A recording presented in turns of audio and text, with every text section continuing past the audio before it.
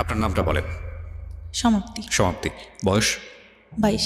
ওকে সমাপ্তি, আপনি কেন মনে করলেন যে আজকে এই ধরনের সিক্রেটস নিয়ে লাখ লাখ মানুষের সামনে নিজেকে হাজির করা, তার প্রয়োজনটা আসলে কি?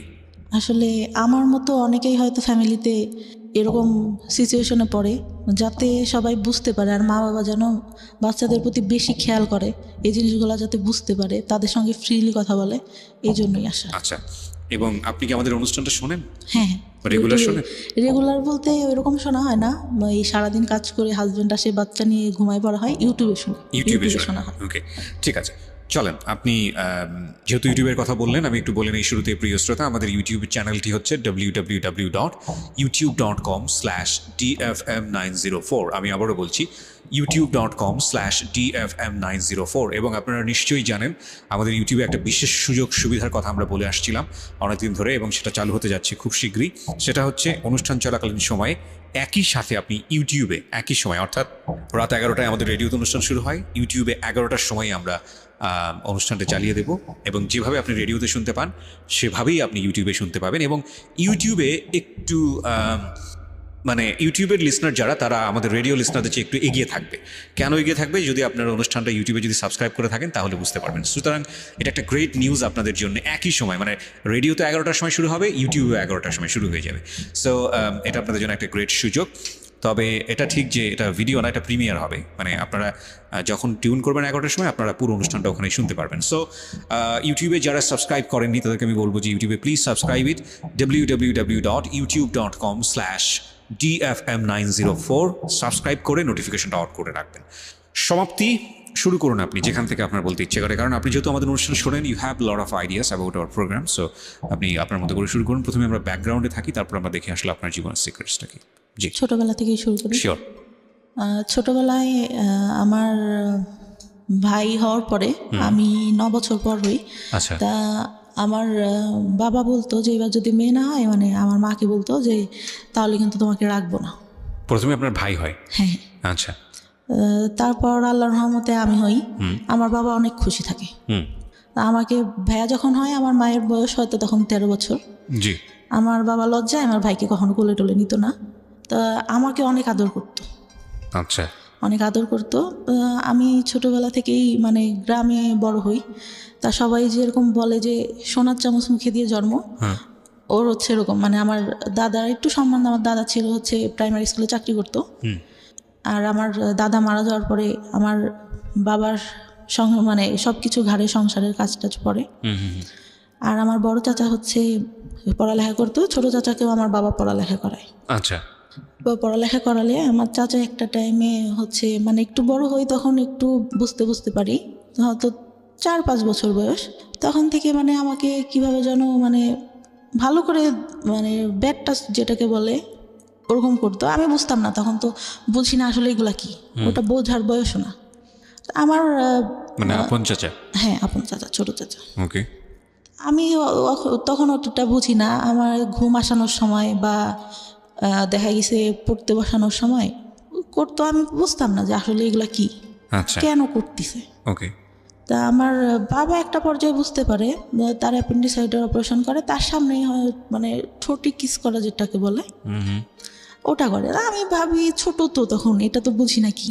এখন বুঝি যে ওটা কেন করলো আর আমার বাবা কেন তখন কিছু বললো না, এটা মনে হতো। তাই একটা পর্যায়ে যখন এরকম মানে গায়ে হাত টাত দিত, তখন আমার বাবা একটা পর্যায়ে আমার কাছে জিজ্ঞাসা করে, আমার চাচাকে কিন্তু কোনো কিছু জিজ্ঞাসা করে না, আমাকে জিজ্ঞাসা করে। জিজ্ঞাসা করলে আমার চাচা আবার ভয় দেখায় যে তুমি যদি বলো তোমাকে ধরে মারবে।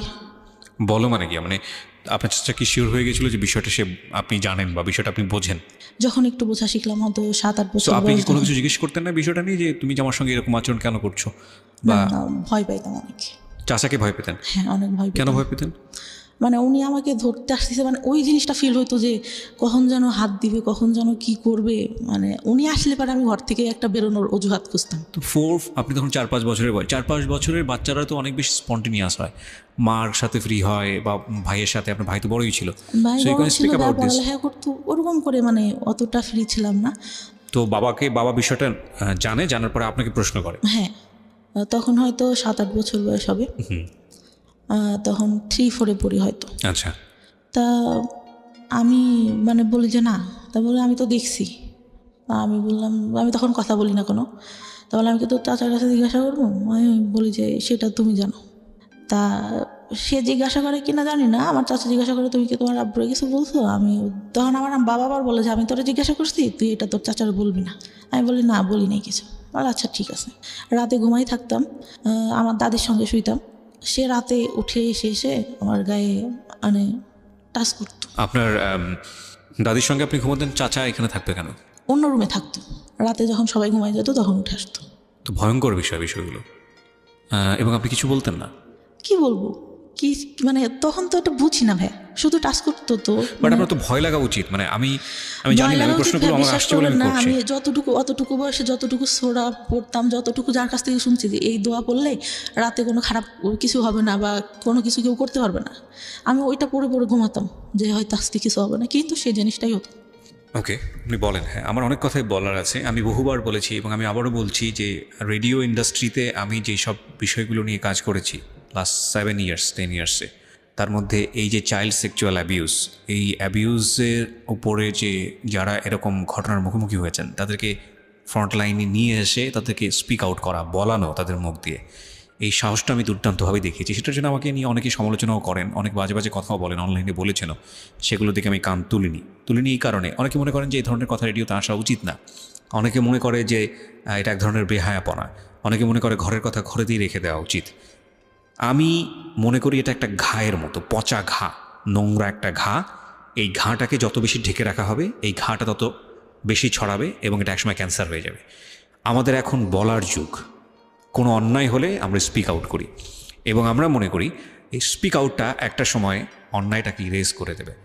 হ্যাঁ, অবশ্যই চাইল্ড সেক্সুয়াল অ্যাবিউজ এটা সারা দুনিয়াতেই, শুধু বাংলাদেশে না, সারা দুনিয়াতেই ভয়াবহ রকমের একটা প্রবলেম। আপনি কল্পনাও করতে পারবেন না একটা শিশু কার দ্বারা শারীরিকভাবে নির্যাতনের শিকার হতে পারে। সেটা ব্লাড কানেক্টেড থেকে শুরু করে ব্লাড কানেকশনের বাইরে বিভিন্নভাবে এগুলোকে বিভিন্নভাবে আমাদের সামনে এখন নিয়ে আসা হচ্ছে মানুষকে সচেতন করার জন্য।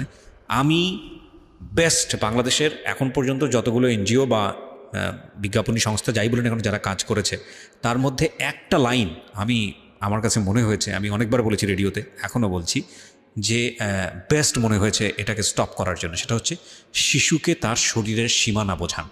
শিশুকে মানুষ আদর করবে, এটাই স্বাভাবিক, কিন্তু কোনটা গুড টাচ, কোনটা ব্যাড টাচ, এবং ব্যাড টাচ হলে সেটা নিয়ে স্পিক আউট করা, ব্যাড টাচ হলে প্যারেন্টসদের কাছে গিয়ে বলা, ব্যাড টাচ হলে এমন কাউকে গিয়ে সেটা বলা যিনি অ্যাকশনে যেতে পারেন, এবং যদি সেটা না হয় তাহলে সে কোথায় যেতে পারে, এই বিষয়গুলো নিয়ে কথা বলা।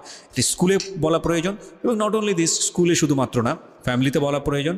এবং বলার জায়গা থেকে আপনি কিছু করতে চাচ্ছেন, শিওর, এবং বলার জায়গাটা থেকে আমার মনে হয় তারা একটা নির্ভরতার জায়গা ক্রিয়েট করার প্রয়োজন। সো এটা নিয়ে আমি বহুবার রেডিওতে বলেছি এবং আজকের এই স্টোরিটা হয়তো সেদিকেই যাচ্ছে। আমরা একটু ওয়েট করি, সামনের দিকে একটু আগাই, কারণ আমি জানি যে আজকের এই সমাপ্তির গল্পের মধ্য দিয়ে বাংলাদেশের অনেক মেয়ে নিজেদের শৈশব খুঁজে পাবে। আমি ডেফিনেটলি শিওর, কারণ এগুলোর উপর যারা কাজ করেন তাদের যেই পার্সেন্টেজ, মানে তারা যেসব পরিসংখ্যান আমাদের সামনে তুলে ধরে, সেটা কিন্তু রীতিমতো ভয়াবহ। আমরা নারী শিক্ষা নিয়ে কাজ করেছি, আমরা শিশুর পুষ্টি নিয়ে কাজ করেছি সরকারি তরফ থেকে, আমরা যেটা বলছি, এবং এগুলোতে আমাদের যে অর্জন সাউথ এশিয়ার মধ্যে, এটা মাইল ফলক সারা বিশ্বের কাছে, মাইল ফলক লাস্ট 10 ইয়ার্সে। এবং আমাদের এখন কাজ করা উচিত শিশুর পরিপূর্ণ মানসিক বিকাশ নিয়ে, এবং এখানে সরকারের যেরকম পৃষ্ঠপোষকতা প্রয়োজন, একইভাবে বেসরকারি পর্যায়ে যৌথভাবে কাজ করা প্রয়োজন। শিশু, নারী হোক কিংবা পুরুষ হোক, মানে আমি যেটা বোঝাচ্ছি, ছেলে হোক কিংবা মেয়ে হোক, এই জায়গাটায় আমাদেরকে অবশ্যই এখন এনশিওরিটি দিতে হবে যে তার যেন একটা নিরাপত্তা বলয় থাকে। কারণ এটা যে কত ভয়ানক একটা ব্যাপার একটা শিশুর মানসিক বিকাশের জন্যে, এটা যে তাকে কোথায় নিয়ে যেতে পারে আপনি চিন্তাও করতে পারবেন না। অথচ আমরা এই বিষয়গুলো যুগের পর যুগ ধরে আমরা অ্যাভয়েড করেছি, আমরা চুপচাপ থেকেছি। আমরা যখনই স্পিক আউট হয়েছে কেউ, মুখ বন্ধ করে দিয়েছি, এবং সেটা শুধু পরিবারে না, এটা মিডিয়ার ক্ষেত্রে হয়েছে। সো এই বিষয়গুলো নিয়ে আমি অনেক বেশি লাউড ছিলাম এবং সেই জন্য অনেক ধরনের হ্যারাসমেন্টের মধ্যেও যেতে হয়েছে। ফাইন, ইস লেস ওকে, চেঞ্জ আনতে গেলে কিছু না কিছু হ্যারাসমেন্ট শিকার হতেও হয়।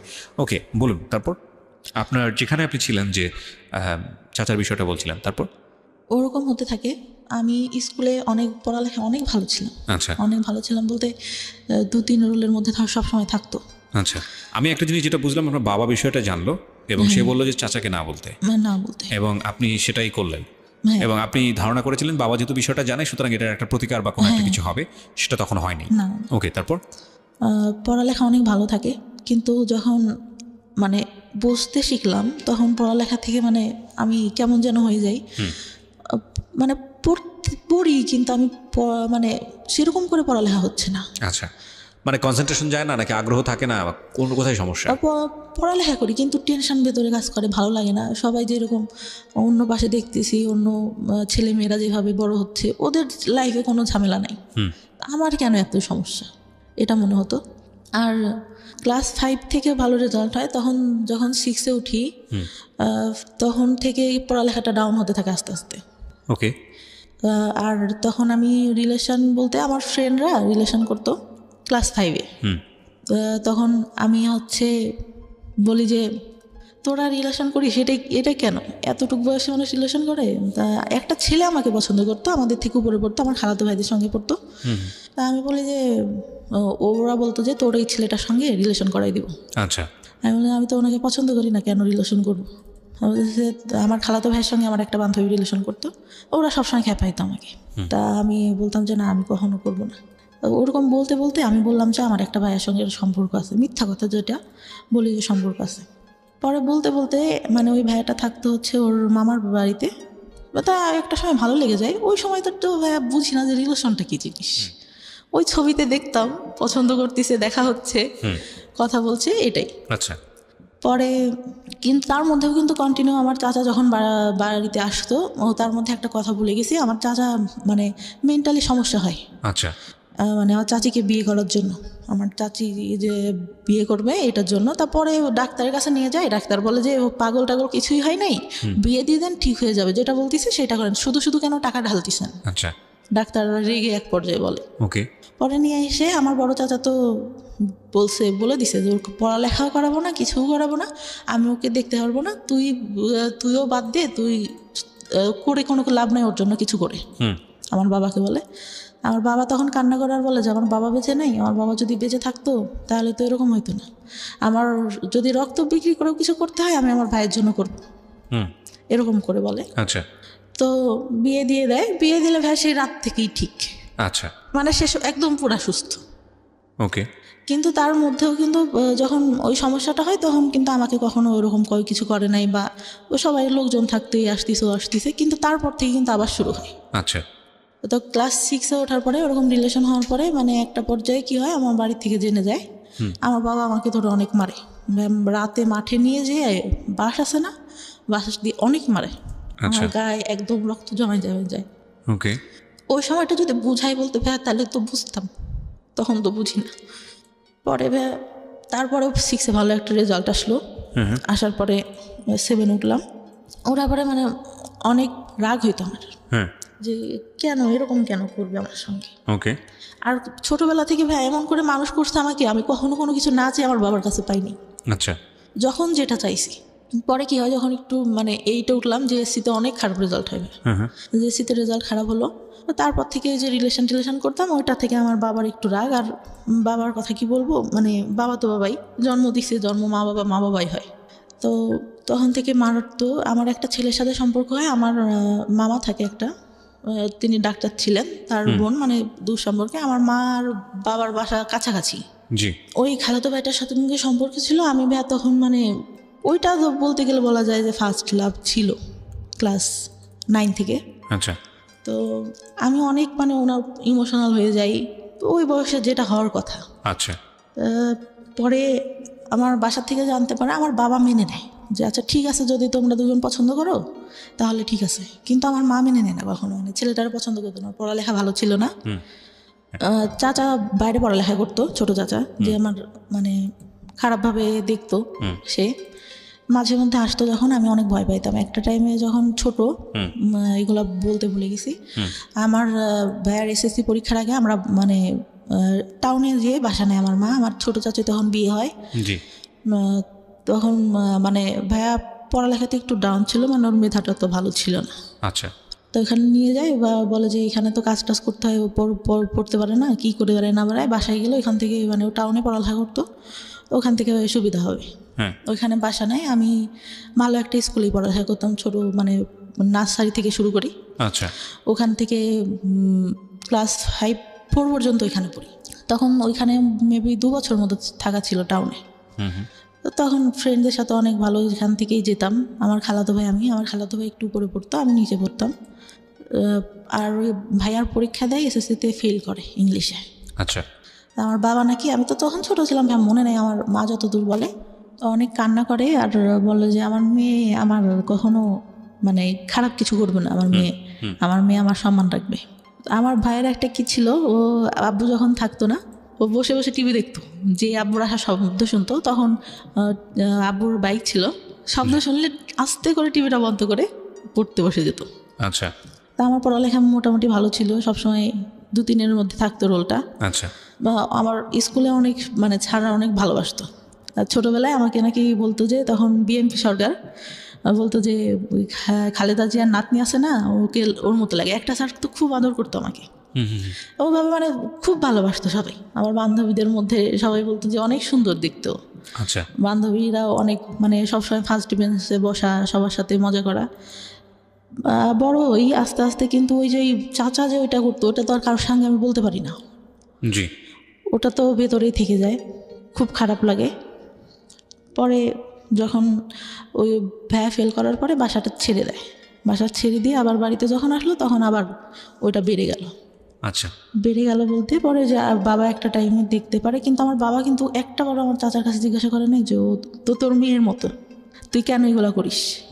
সে তো তাকে বলবে, আমি তো ছোট, আমি তখন বুঝি না। আমাকে এটা জিজ্ঞাসা করে আর আমাকে নিষেধ করলে বা আমি কি করতাম। আমি যে রুমে থাকতাম, তার পাশের রুমে আমার চাচা থাকতো, আমার চাচি তার কাছে আসে শুয়ে, কিন্তু সে রাতে ঘুমাই গেলে উঠে ঠিক আমার এখানে আসবে। ভাইয়া অনেক কান্না করতাম, বিশ্বাস করবেন না। আর চুল টানতাম, হাতে কাটতাম, করতাম। খুব যখন খারাপ লাগতো, নিজের গায়ে নিজে খামচাতো, অনেক কষ্ট হইতো। আর তখন পড়ালেখা মানে অঙ্কটা আমি খুব খারাপ পারতাম, অঙ্কটা ভালো হতো না। আমার চাচা পড়াইতে বসানোর মধ্যে আমার মা তো ভাবতেছে যে মনে হয় পড়াচ্ছি। পড়তে বসায় ভাইয়া মানে সবসময় হাত গায়ে দিতেই থাকতো। আপনার চাচা? জি। তো পড়ার পরে চাচার পড়ালেখা শেষ হয়, তখন আমি ক্লাস 5-এ। আমার চাচার পড়ালেখা শেষ হয়ে উনি একটা জব পায় টাউনে, আমরা যেখানে থাকতাম সেখানে, সরকারি ইয়াতেই। তো দিলে ওটা বেতন বেশি ছিল না। চাচার সঙ্গে আমার আবার গার্লস স্কুলে ভর্তি করে দেয়।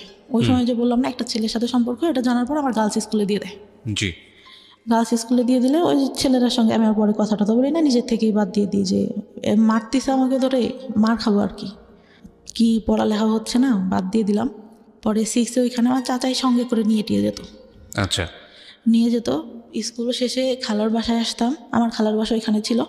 আসলে দেখা যেত আমার চাচার অফিস বিকালে শেষ হইতো, যাইতে যাইতে দেখা গেছে বাড়ি যাইতে তখন ইটের রাস্তা ছিল, দেখা গেছে যে 20-25 মিনিট লেগে যেত আমার বাড়ি যেতে। অন্ধকার হয়ে গেলে ভাই সে গাড়িতে বসে দেখা যাচ্ছে আমার গায়ে হাত দিচ্ছে। মানে এটা কন্টিনিউ একটা ভয়ঙ্কর রকমের একটা মানুষ আপনাকে, মানে আপনার কাছে তো এরকমই মুহূর্ত হওয়ার কথা, যে মানুষটাকে আমি এত বেশি অপছন্দ করি, সেই মানুষটা আমার পাশে কন্টিনিউয়াসলি এটা করছে, এবং আপনি সেটাকে মুখ বন্ধ করে মানে একজনের শাই ফিল হোক বা যেটার কারণেই হোক, আপনি কাউকে স্পিক আউট করছেন না, কাউকে বলছেন না? কাউকে না। আচ্ছা। কাউকে না। ক্লাস 9 থেকে এটা অনেকের মানে কিছু কিছু কেউ জানে, তার আগ পর্যন্ত আমি কাউকে কিছু বলিনি, কাউকে না।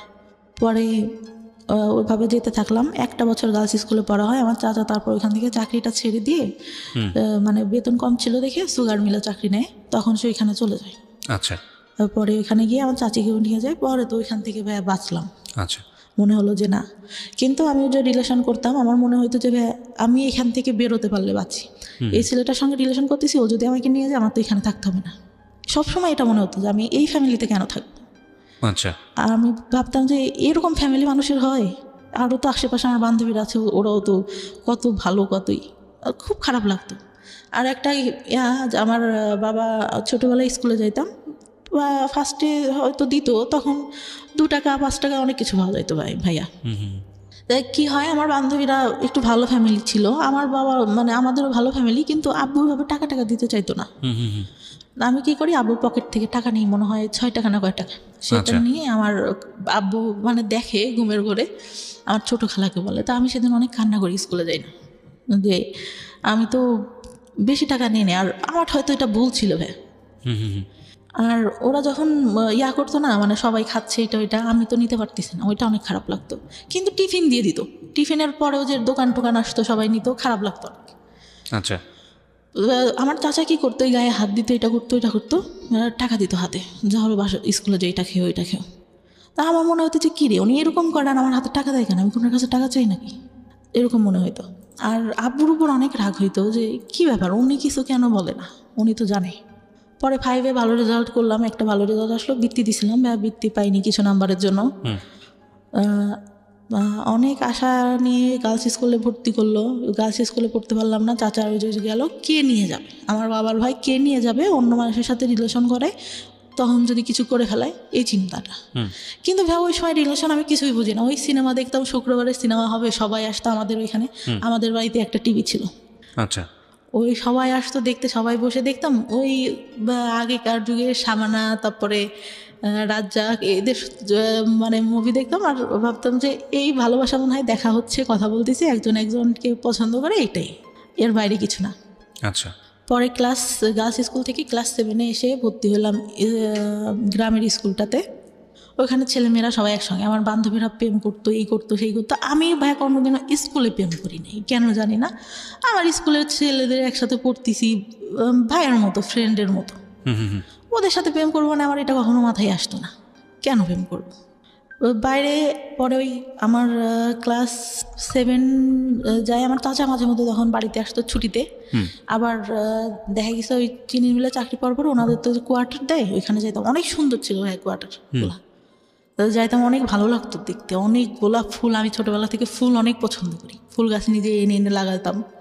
ওই 5-6 টাকা দিয়ে ফুল গাছ কিনতে পাওয়া যেত, ওইগুলো এনে লাগাতাম, অনেক পছন্দ করতাম। ওইখানে গেলে অনেক ভালো লাগতো আমার, অনেক ফুল, গোলাপ ফুল ধরে ধরে আসে অনেক কালারের, এই ফুল ওই ফুল, অনেক ভালো লাগতো।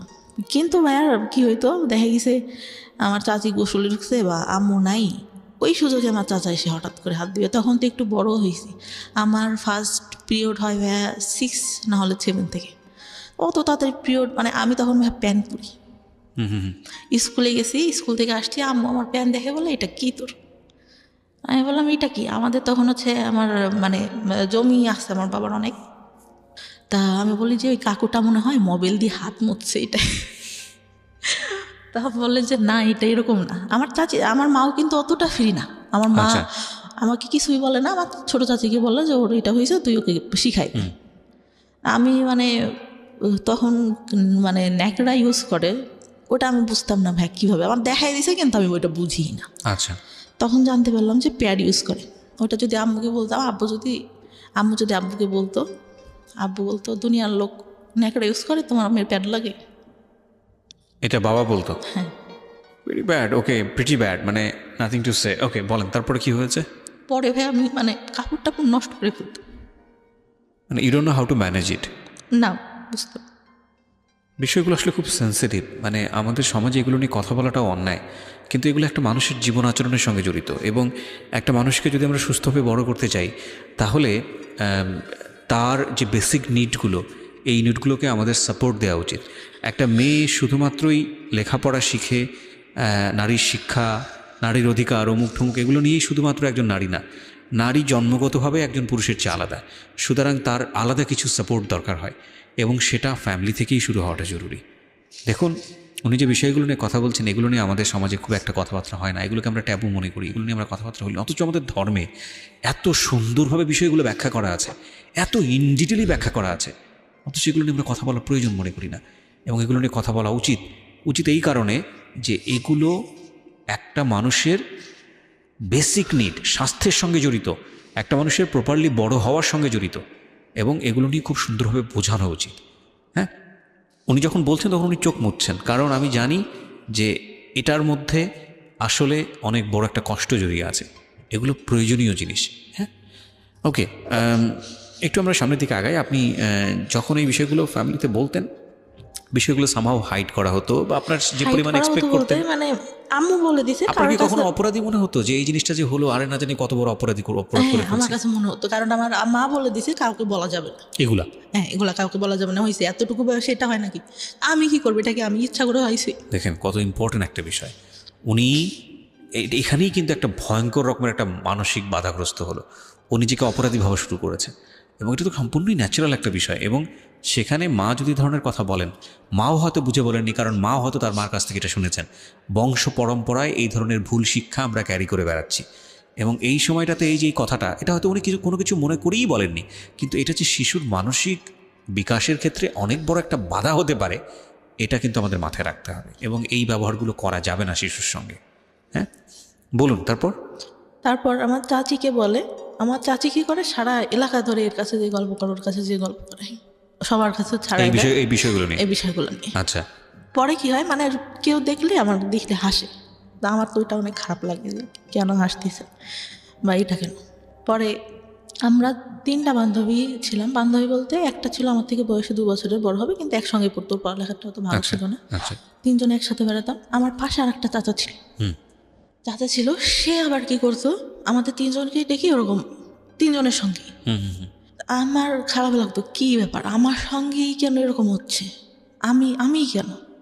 আর আমি ছোটবেলা থেকে যেরকম দেখতেছেন অতটাই আছিলাম না, কিন্তু লম্বা হাইটে যারা 2-3 বছরের বড় তাদের থেকে লম্বা টম্বা ছিলাম, ছিলাম। তো ওরা মানে আমার দিকে সবার নজর, কেন জানি না।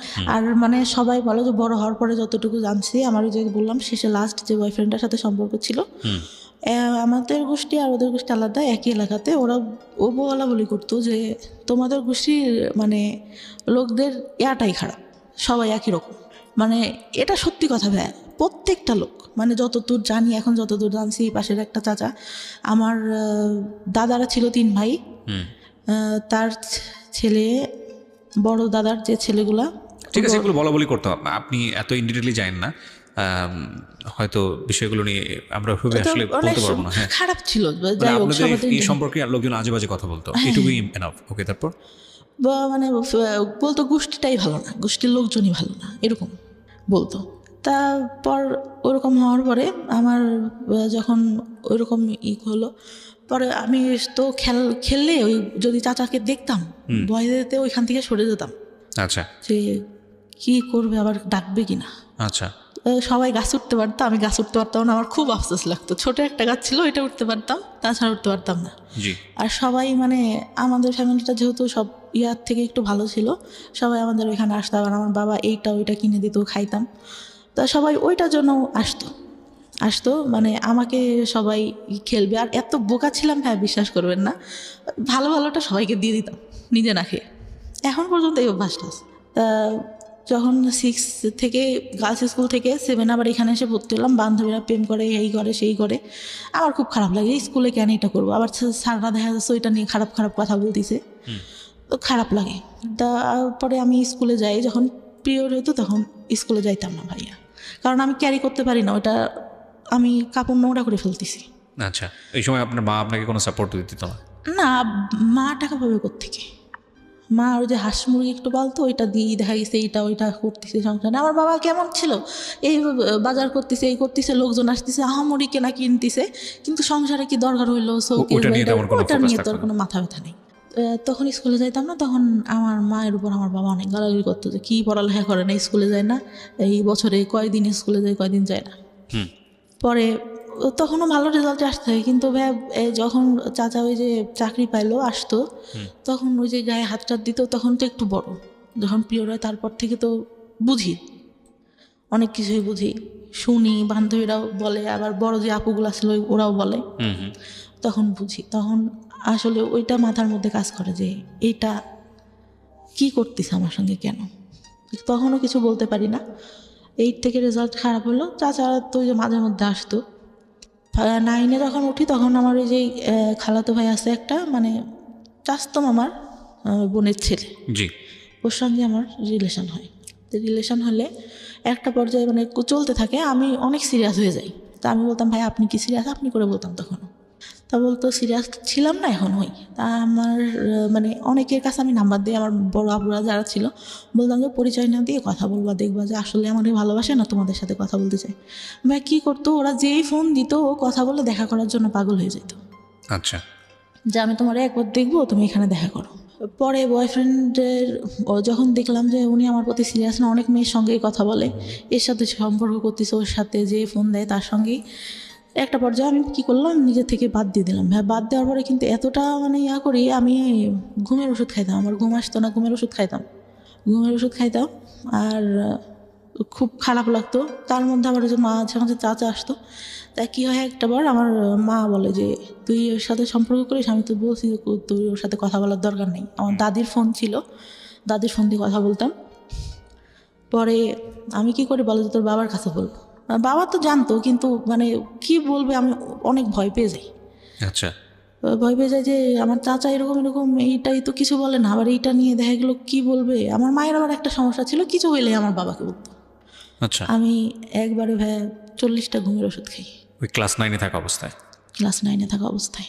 মানে কি আপনার প্ল্যান ছিল যে আপনি সুইসাইড করবেন? সুইসাইড করবো। ওকে। খেলে তখন মানে আমার পরীক্ষা তার 2 দিন পর আচ্ছা, ক্লাস 9-এর। পরে আমি মানে দরজাটা যে লাগাবো, আমার এটা মনে নেই, আমি বিছানার উপর দিয়ে শুয়েছি, আমি মানে ঘুমাই গেছি নাকি আমি জানি না, কিছু বলতে পারি না। পরে নাকি যতদূর শুনছি, যতদূর আমাদের এই কাজের ছেলেটা আম্মু যতদূর বলছে, আর বাবা উঠাই নিয়ে আসে, শুধু আমার মনে আছে আমার বাবা আমাকে মারছে, এতটুকু মনে আছে, যে অনেকগুলা থাপ্পড় মারে আমার মুখে। ওকে। মানে ঘুমের মধ্যে আমার শুধু অতটুকুই স্মরণ আছে। আমি নাকি অনেক বমি করি ভাইয়া, আচ্ছা, বমি করি। আমার 4-5 দিন পর্যন্ত কোনো ছিল না, আমি জামাটা চেঞ্জ করবো এটাও করতে পারতাম না। গোসল খাওয়া সব আম্মার দাদি ধরে করাইতো। পরে আমার বয়ফ্রেন্ডটার সাথে হয়ে যাওয়ার পর ক্লাস 10-এ যখন উঠলাম, আমি 9 থেকে অঙ্কে অনেক খারাপ রেজাল্ট করি। অঙ্কে মানে 10-এ মনে হয় 34 না কত পেয়ে পাশ করি।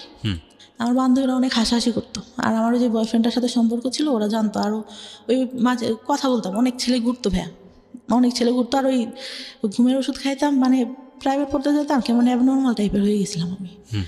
পড়াচ্ছি, মানে আমার কোনো খেয়াল নেই। স্যার বলতো যে কী ব্যাপার, তুমি খেয়াল করো না কেন, দেখলে তো পারো, অনেক ভালো পারো, দেখো না কেন। স্যার বলেন, আমি বাসায় যেয়ে দেখবো। স্যারটা অনেক আদর করতো। তা ওইভাবেই পড়ে অঙ্ক ভালো পারতাম না, হাসাহাসি করতে। আর ওই যে ছেলেগুলো প্রপোজ করতো ভাইয়া, ওরা কি মানে এরকম ছিল, কিছু না করলেও ভাইয়া, কেন ছেলে মানুষ এরকম আমি জানি না, বলতো যে সব করছি। ওই মেয়েরা তো আমি সব করছি। আচ্ছা, ওকে। একটা ফুফাতো ভাই এরকম বলে, ওইটা আমি পরে আসি। তা ওইখান থেকেই ক্লাস 9-এ ওরা হাসাহাসি করতো। তা আমার এত খারাপ লাগে যে কি, আমি অঙ্ক ভালো পারি না। স্যার আমার হিন্দু ছিল স্যারটা, আমার জীবনে আমি এত ভালো মানুষ দেখিনি। আমার ধর্মের না, যেহেতু আমি ইসলাম ধর্মের, আমার স্যার ছিল হিন্দু ধর্মের। একটু উনি প্রাইমারি স্কুলে চাকরি করতো। স্যারের কাছে বললাম, স্যার আমি তো অঙ্ক ভালো পারি না, আমাকে একটু যদি ভালো করে পড়াইতেন। তা বলে যে আচ্ছা ঠিক আছে, তুমি পাশে এসে বসবা, পার্টিতে বসাইতো, যে পাশে এসে বসবা, আমি তোমাকে ওরা যা করে তার থেকে আমি উৎপাদক ভালো পারতাম না। আমি বললাম, স্যার উৎপাদকটা আমার একদম বাদ দিয়ে দেন, আমি এটা বুঝি না, একটা করলে আর একটা করতে হবে। এই দেখা গেছে আমার একটা কমন পড়ছে আর একটা কমন পড়তেছে না, তখন কি করবো? পরে স্যার এরকম করে আমাকে অঙ্ক করায়, আমি এসএসসিতে অঙ্কে আমার প্লাস আসে, আর কোনো কিছুতেই প্লাস আসে না। আচ্ছা। তার মধ্যে যে চাচা এসে অঙ্ক করতে দিত, অঙ্ক ভালো পারতাম না, পড়তে বসাইছে, যে কয়দিন আসতো উনি আমাকে পড়তে বসাবেই, আর ওই যে ইন্টেনশনালি গায়ে হাত দিয়ে যাচ্ছে। এই অঙ্কের টিচার? না, আমার চাচা। ওকে। ওই যে আসতো মাঝে মধ্যে বাড়িতে, জি। অঙ্ক না পারলেই দেখা গেছে রাগারাগি করতেছে, আমি অনেক কাঁদতাম, আমি কিছু বলতাম না, অনেক কাঁদতাম। আম্মু বলতো তুই পড়িস না কেন, এই জন্য তো তোকে রাগ করে। আম্মু তো তখন কিছু জানে না। তার মধ্যে আমার ছোটো চাচার একটা বাচ্চা হয়, আমার ভাইটাকে আমি অনেক আদর করতাম, অনেক ভালো লাগতো। কী হয়তো, আমার ভাইটাকে করলে দিতে যে উনি আমার গায়ে হাত দিত। Very bad. আমার মনে হতো আমি মারা যাবো, আমি এই সংসারে কেন, এর থেকে যদি একটা গরিব ঘরেও জন্ম হইতো তাহলে মনে হয় এর থেকে মানুষ ভালো থাকে। কোন ক্লাসের ঘটনা এটা? আপনি যে ক্লাসের কথা বলছেন, যে ক্লাসে আপনার অঙ্ক করাচ্ছে? 9-এ। তখন পর্যন্ত আপনি মার সঙ্গে কেন বলছেন না এগুলো? আমি তখনও ভাইয়া যে মাকে বলতে হবে এটা কিভাবে নিবে, সে আমাকে বলে দিছে যে এইগুলা কাউকে, পিরিয়ডের কথাই বলেছে, কাউকে বলতে হয় না, এইটা বললে কি বলবে? ওকে। এটা বললে কি বলবে? তার মধ্যে কি আমার চাচাদের জমি জাতি নিয়ে অনেক মানে একটু ঝামেলা হয়। আমার ছোটো চাচাটাই সবসময় বেশিরভাগ ঝামেলা করে। বড় চাচাটা অনেক ভালো, উনি বিসিএস ক্যাডার, প্রভাষক, এখন অনেক ভালো, মানে চাচা ছোটোবেলা থেকে অনেক ঈদে প্রত্যেকবার জামা কিনে দেবে, আর আমাকে বলতো আমার হলুদ পরি। আমাকে বড় চাচা বলতো, আমার বড় চাচা বড় চাচা। আচ্ছা। অনেক আদর করতো। আমি চিন্তা করতাম চলে যাব, কিন্তু তখন চিন্তা করতাম যে আমার ভাই, আমার সবাই অনেক ভালোবাসে, আমি চলে গেলে তো মান সম্মান থাকবে না, আর নাম ডাক আছে যেহেতু ফ্যামিলির একটা। এসএসসি পরীক্ষার আগে আমি সম্পূর্ণ সবার সঙ্গে কথা বলা বন্ধ করে দিই, যে আমার এমনিতে অঙ্কেটে ভালো পারি না, আমি কারোর সঙ্গে কথা টথা বলবো না, আমি পরীক্ষাটা ভালো মতো দিই। তো পরীক্ষাটা দিই, পরীক্ষা দেওয়ার পরে আসলো এই কোনো রকমে মানে পাশ করলাম, ভালোই মোটামুটি একটা রেজাল্ট আসলো। আসার পরে আমি মানে বাইরে ভর্তি হওয়ার ইচ্ছা আমার অনেক। তা টাউনে সরকারি মহিলা কলেজে আমার সব মানে ইয়াটিয়া দিলাম, চান্সও হইলো এখানে, কিন্তু আমার আব্বা ভর্তি করলো না। কেন করলো না? যে ওই ছেলের সঙ্গে সম্পর্ক আছে, যদি ওইখানে যেয়ে দেখা টেকা করে, এই জন্য। হয়তো তো তার জায়গা থেকে এটা ঠিক ছিল, কারণ আমি করবো না এর গ্যারান্টি কি আমার, আমি নিজের থেকেই বলতেছি। পরে ভর্তি করলো না, ওইখানে একটা স্কুল কলেজে ভর্তি করলো। এমনিতে মানে আমাদের এখান থেকে একটু টাউনে যে কলেজটা ছিল, যেতে 30 মিনিট মতো লাগতো। তো ওইখানে আমার বাবার যে ফ্রেন্ডের ছেলেটা আবার ওইখানে কলেজে কীভাবে যেন খোঁজ পায় আমাকে, মানে ওই ছেলেটার আবার কী হয় ভাই বলতে ভুলে গেছি। আমার এসএসসি পরীক্ষার পর আমার ফুপুর বাসায় আমি বেড়াইতে যাই। আচ্ছা। গেলে তা ওরা তো আমাদের বাসা থেকে আগের থেকে আসেই, দেখা গেছে একটা অকেশন হলে, একটু অনুষ্ঠান হলে আসে, আঙ্কেল আসে, আঙ্কেলের ছেলে আসে। তা আসলে পরে ওরা বলে যে যেন আমাদের সঙ্গে পরে ওই আপুটার সঙ্গে এই ভাইয়াটার সম্পর্ক আছে। আমি কী বলিস, ও তো আমার দিকে একটু এরকম তাকায়, আমি তো বুঝি। আমার ফুফাতো ভাইদের বলে যে না, সত্যি কথা, অনেক ভালো সম্পর্ক, আর ওরা অনেক ভালোবাসে ওই আপুটাকে, আপু অনেক ভালোবাসে। আমি বলছি আচ্ছা, আজকের দিনের মধ্যে যদি আমি ওর সাথে সম্পর্ক করে দেখাইতে পারি, একটা বাজাবাজি ধরনেরই। তারপরে আর কি করি, আমার ফুফাতো ভাই ফোন দেয়, আমি ওর সঙ্গে কথা বলি। কথা বলে ঠিক সন্ধ্যার সময় ফোন দিছে, আচ্ছা আমি তোমাকে একটা কথা বলতে চাই সমাপ্তি, তুমি কি আমার কথা যদি হ্যাঁ হয় হ্যাঁ বলবা, নাহলে পরে না বলবা। আমি বলছি জি বলেন। বলতেছে তুমি কি আমাকে লাইক করো? আমি বলছি যে দেখি, চিন্তা করে দেখি। তার রেগে কেটে দেয়। আমি আবার ফোন দিয়ে ওদেরকে ডেকে শোনালাম যে দেখ কি বলে, যে ওই ছেলে মেয়ের সাথে নাকি সম্পর্ক, তাই লেগে। পরে বলতেছে যে, আমি বলতেছি হ্যাঁ পছন্দ করি। আপনি? আচ্ছা I think I love you, ও বলে আমাকে। আচ্ছা ঠিক আছে, আই লাভ ইউ টু। কিন্তু আমি তো মানে ওরকম করে না। তো ওরা যে আবার কি করে, ওই মেয়েটাকে বলে দেয় যে আপনি যার সাথে সম্পর্ক করেন ওই ছেলেটাতে এই হয়েছে। আমি কিন্তু ওকে আমি বলছি তুইরা কিন্তু বলবি না, একটা মেয়ে কষ্ট পাবে। আমার যতটুকু মানে মাথার মধ্যে আছে, ও কষ্ট পাবে শুনলে। যাই হোক, ছেলেটা ভালো না, আমি যতটুকু জানতাম। পরে কলেজে ওঠার পরে, কলেজে যখন ভর্তি হলাম, ওই ছেলেটা কোত্থেকে খোঁজ পাই জানি না, ও প্রত্যেক দিন এসে কী করতো, একটা রুমে 2টা দরজা ছিল, ছেলে দাঁড়া করা রাখতো 4টা। নেশা করতো ভাই প্রচুর পরিমাণে। একটা পর্যায়ে ওর বাবা মানে টাকা পয়সা দেওয়া বন্ধ করে দেয়। ওর পুরা মানে আমার সাথে দেখা করার যে আব্বু টাকা দিত, আমার কাছে থাকতো, এতটুকু ধারণা তো আছে। ও ব্যাগের থেকে টাকা নিয়ে নিত, হাত দিয়ে জোর করে নিয়ে এরকম করতো। একদিন যখন তখন যেখানে সেখানে ডাকতো। আমি আবার ভাই অনেক ভয় পাইতাম, যে বাবার একটা সম্মান আছে, বাবার টাউনেই দোকান ছিল একটা, ব্যবসা করতে যেহেতু উনি। তা একদিন ডাকে একটা মার্কেটের উপরে, ওখানে একটা ব্যাংক থাকে, এই পাশে আমরা কথা বলতেছি, চেনা জানা একটা লোকই দোকানে, ওই দোকান থেকেই সব কিছু নিতাম। আর আমার এমন ছিল, টাউনের সব দোকানে বলা ছিল যে আমার মেয়ে যদি কিছু এসে নিতে চায়, আপনারা দিয়ে দেবেন, টাকা চাবেন না কখনো, যা লাগে আমি দিয়ে দেবো। আমার ছিল, আমি দোকানে গেলে একটা জিনিস পছন্দ হইলে না নিলে আমার কেন রাতে ঘুম আসতো না। আচ্ছা। তা ওই আঙ্কেলটা আমার খালুর দোকান ছিল ওখানে একটা, আমার খালুকে বলে যে এরকম দেখা করছে। মানে এত বাজে করে উপস্থাপন করে দেখা করাটা আমার বাবা নিতে পারে না। এত বড় একটা লাঠি নিয়ে আমার মারার জন্য বসে আছে। রাতে ডাকছে, আমার মা সহ গেছে, আমার মা পাশে বসা। আমি বলছে যা সত্যি তাই বলবে। আমি মামার কাছে যেগুলো জিজ্ঞাসা করে আমি বলি যে না, এরকম তো কিছুই হয়নি। পরে আব্বু বুঝতে পারে যে মিথ্যা সত্য কথা, মানুষের কথা শুনলে বুঝতে পারে, তো কিছু বলে না, বলে আচ্ছা ঠিক আছে। তা ওনারা আবার এরকম বলে যে আপনার মেয়েকে বিয়ে দিয়ে দেন, নাহলে কিন্তু এই ছেলে অনেক প্রবলেম করবে, তাই বলে। তারপরে ইন্টার ফার্স্ট ইয়ারও তো তখন এসএসসির পরে ভর্তি হয়েছি। ইন্টার ফার্স্ট ইয়ার পরীক্ষার কিছুদিন আগে আমাকে একটা ছেলে দেখতে আসে। ছোটবেলা থেকেই চিনি, কিন্তু এভাবেও জানি না যে আমাদের এলাকায় বাসা, এটা জানি কার ভাই কার ছেলে এটাও জানি না। আমার আবার কেমন ছিল যে আমি কোথাও যেতে গেলে আব্বুর কাছে শুনতে হবে, আর বাইরে অত বেরোনোর কোনো ইয়া ছিল না আমাদের। আমি এলাকার মধ্যে আমাদের গোষ্ঠীতেও অনেকের নাম জানি, চিনি, একজনের মুখে চিনি, একজনের নাম জানি, এরকম অনেকে চিনিও না। তো কারণ গোষ্ঠীটা তো অনেক ছাড়ানো চিটানো, এক জায়গায় তো সীমাবদ্ধ না। তা ওই মানে শাড়ি পরিয়ে ওইটা দেখে নাকি ওর অনেক ভালো লাগে। পরে আমাকে আমার ভাইয়ের বিয়েতে তো যে মানে আমাদের বিয়ের পরে আবার দেখা যায় যে যেতে হয় বউয়ের বাড়িতে, মানে আমার ভাবির বাড়িতে যেতে হবে। তো আমার ভাই বলে যে তুই চল, আর আমার মামা তোমার কথা বলে যে ও চল। আমি বলি না যাবো না, আমার যেতে ইচ্ছা করে না। কারণ আমি তখন এই যে টেনশানে, আমার বয়ফ্রেন্ডের সাথে আমার ব্রেকআপ হয়ে গেছে, মন মানসিকতা ভালো থাকে না। আর ভাবিদের বাড়িটাও এরকম ছিল যে আমার পছন্দ না, মানে মাটির রাস্তা দিয়ে যেতে হতো, আমার ভালো লাগতো না। ওকে। তা বলছে যে আচ্ছা চল আজকে যাই, কালকে চলে আসবো। তা আমি আবার তখন একটা গোপনে ফোন ব্যবহার করতাম, ওটা বাসায় রেখে যাই। আসার পরে 16 তারিখে যাই মার্চের, 18 তারিখে ব্যাক করি। ওকে। ফোনটা খোলার পরে আমি দেখতেছি আমার ফোনে একটা মেসেজ, আমাকে তুমি খুঁজলে কেন? আমি তোমাকে খুঁজলাম, মানে কে এটা, আমি কাকে খুঁজলাম? ওকে। তারপর আমি মানে আমার ফোনে ব্যালেন্স থাকে না, আমি ফোন দিই।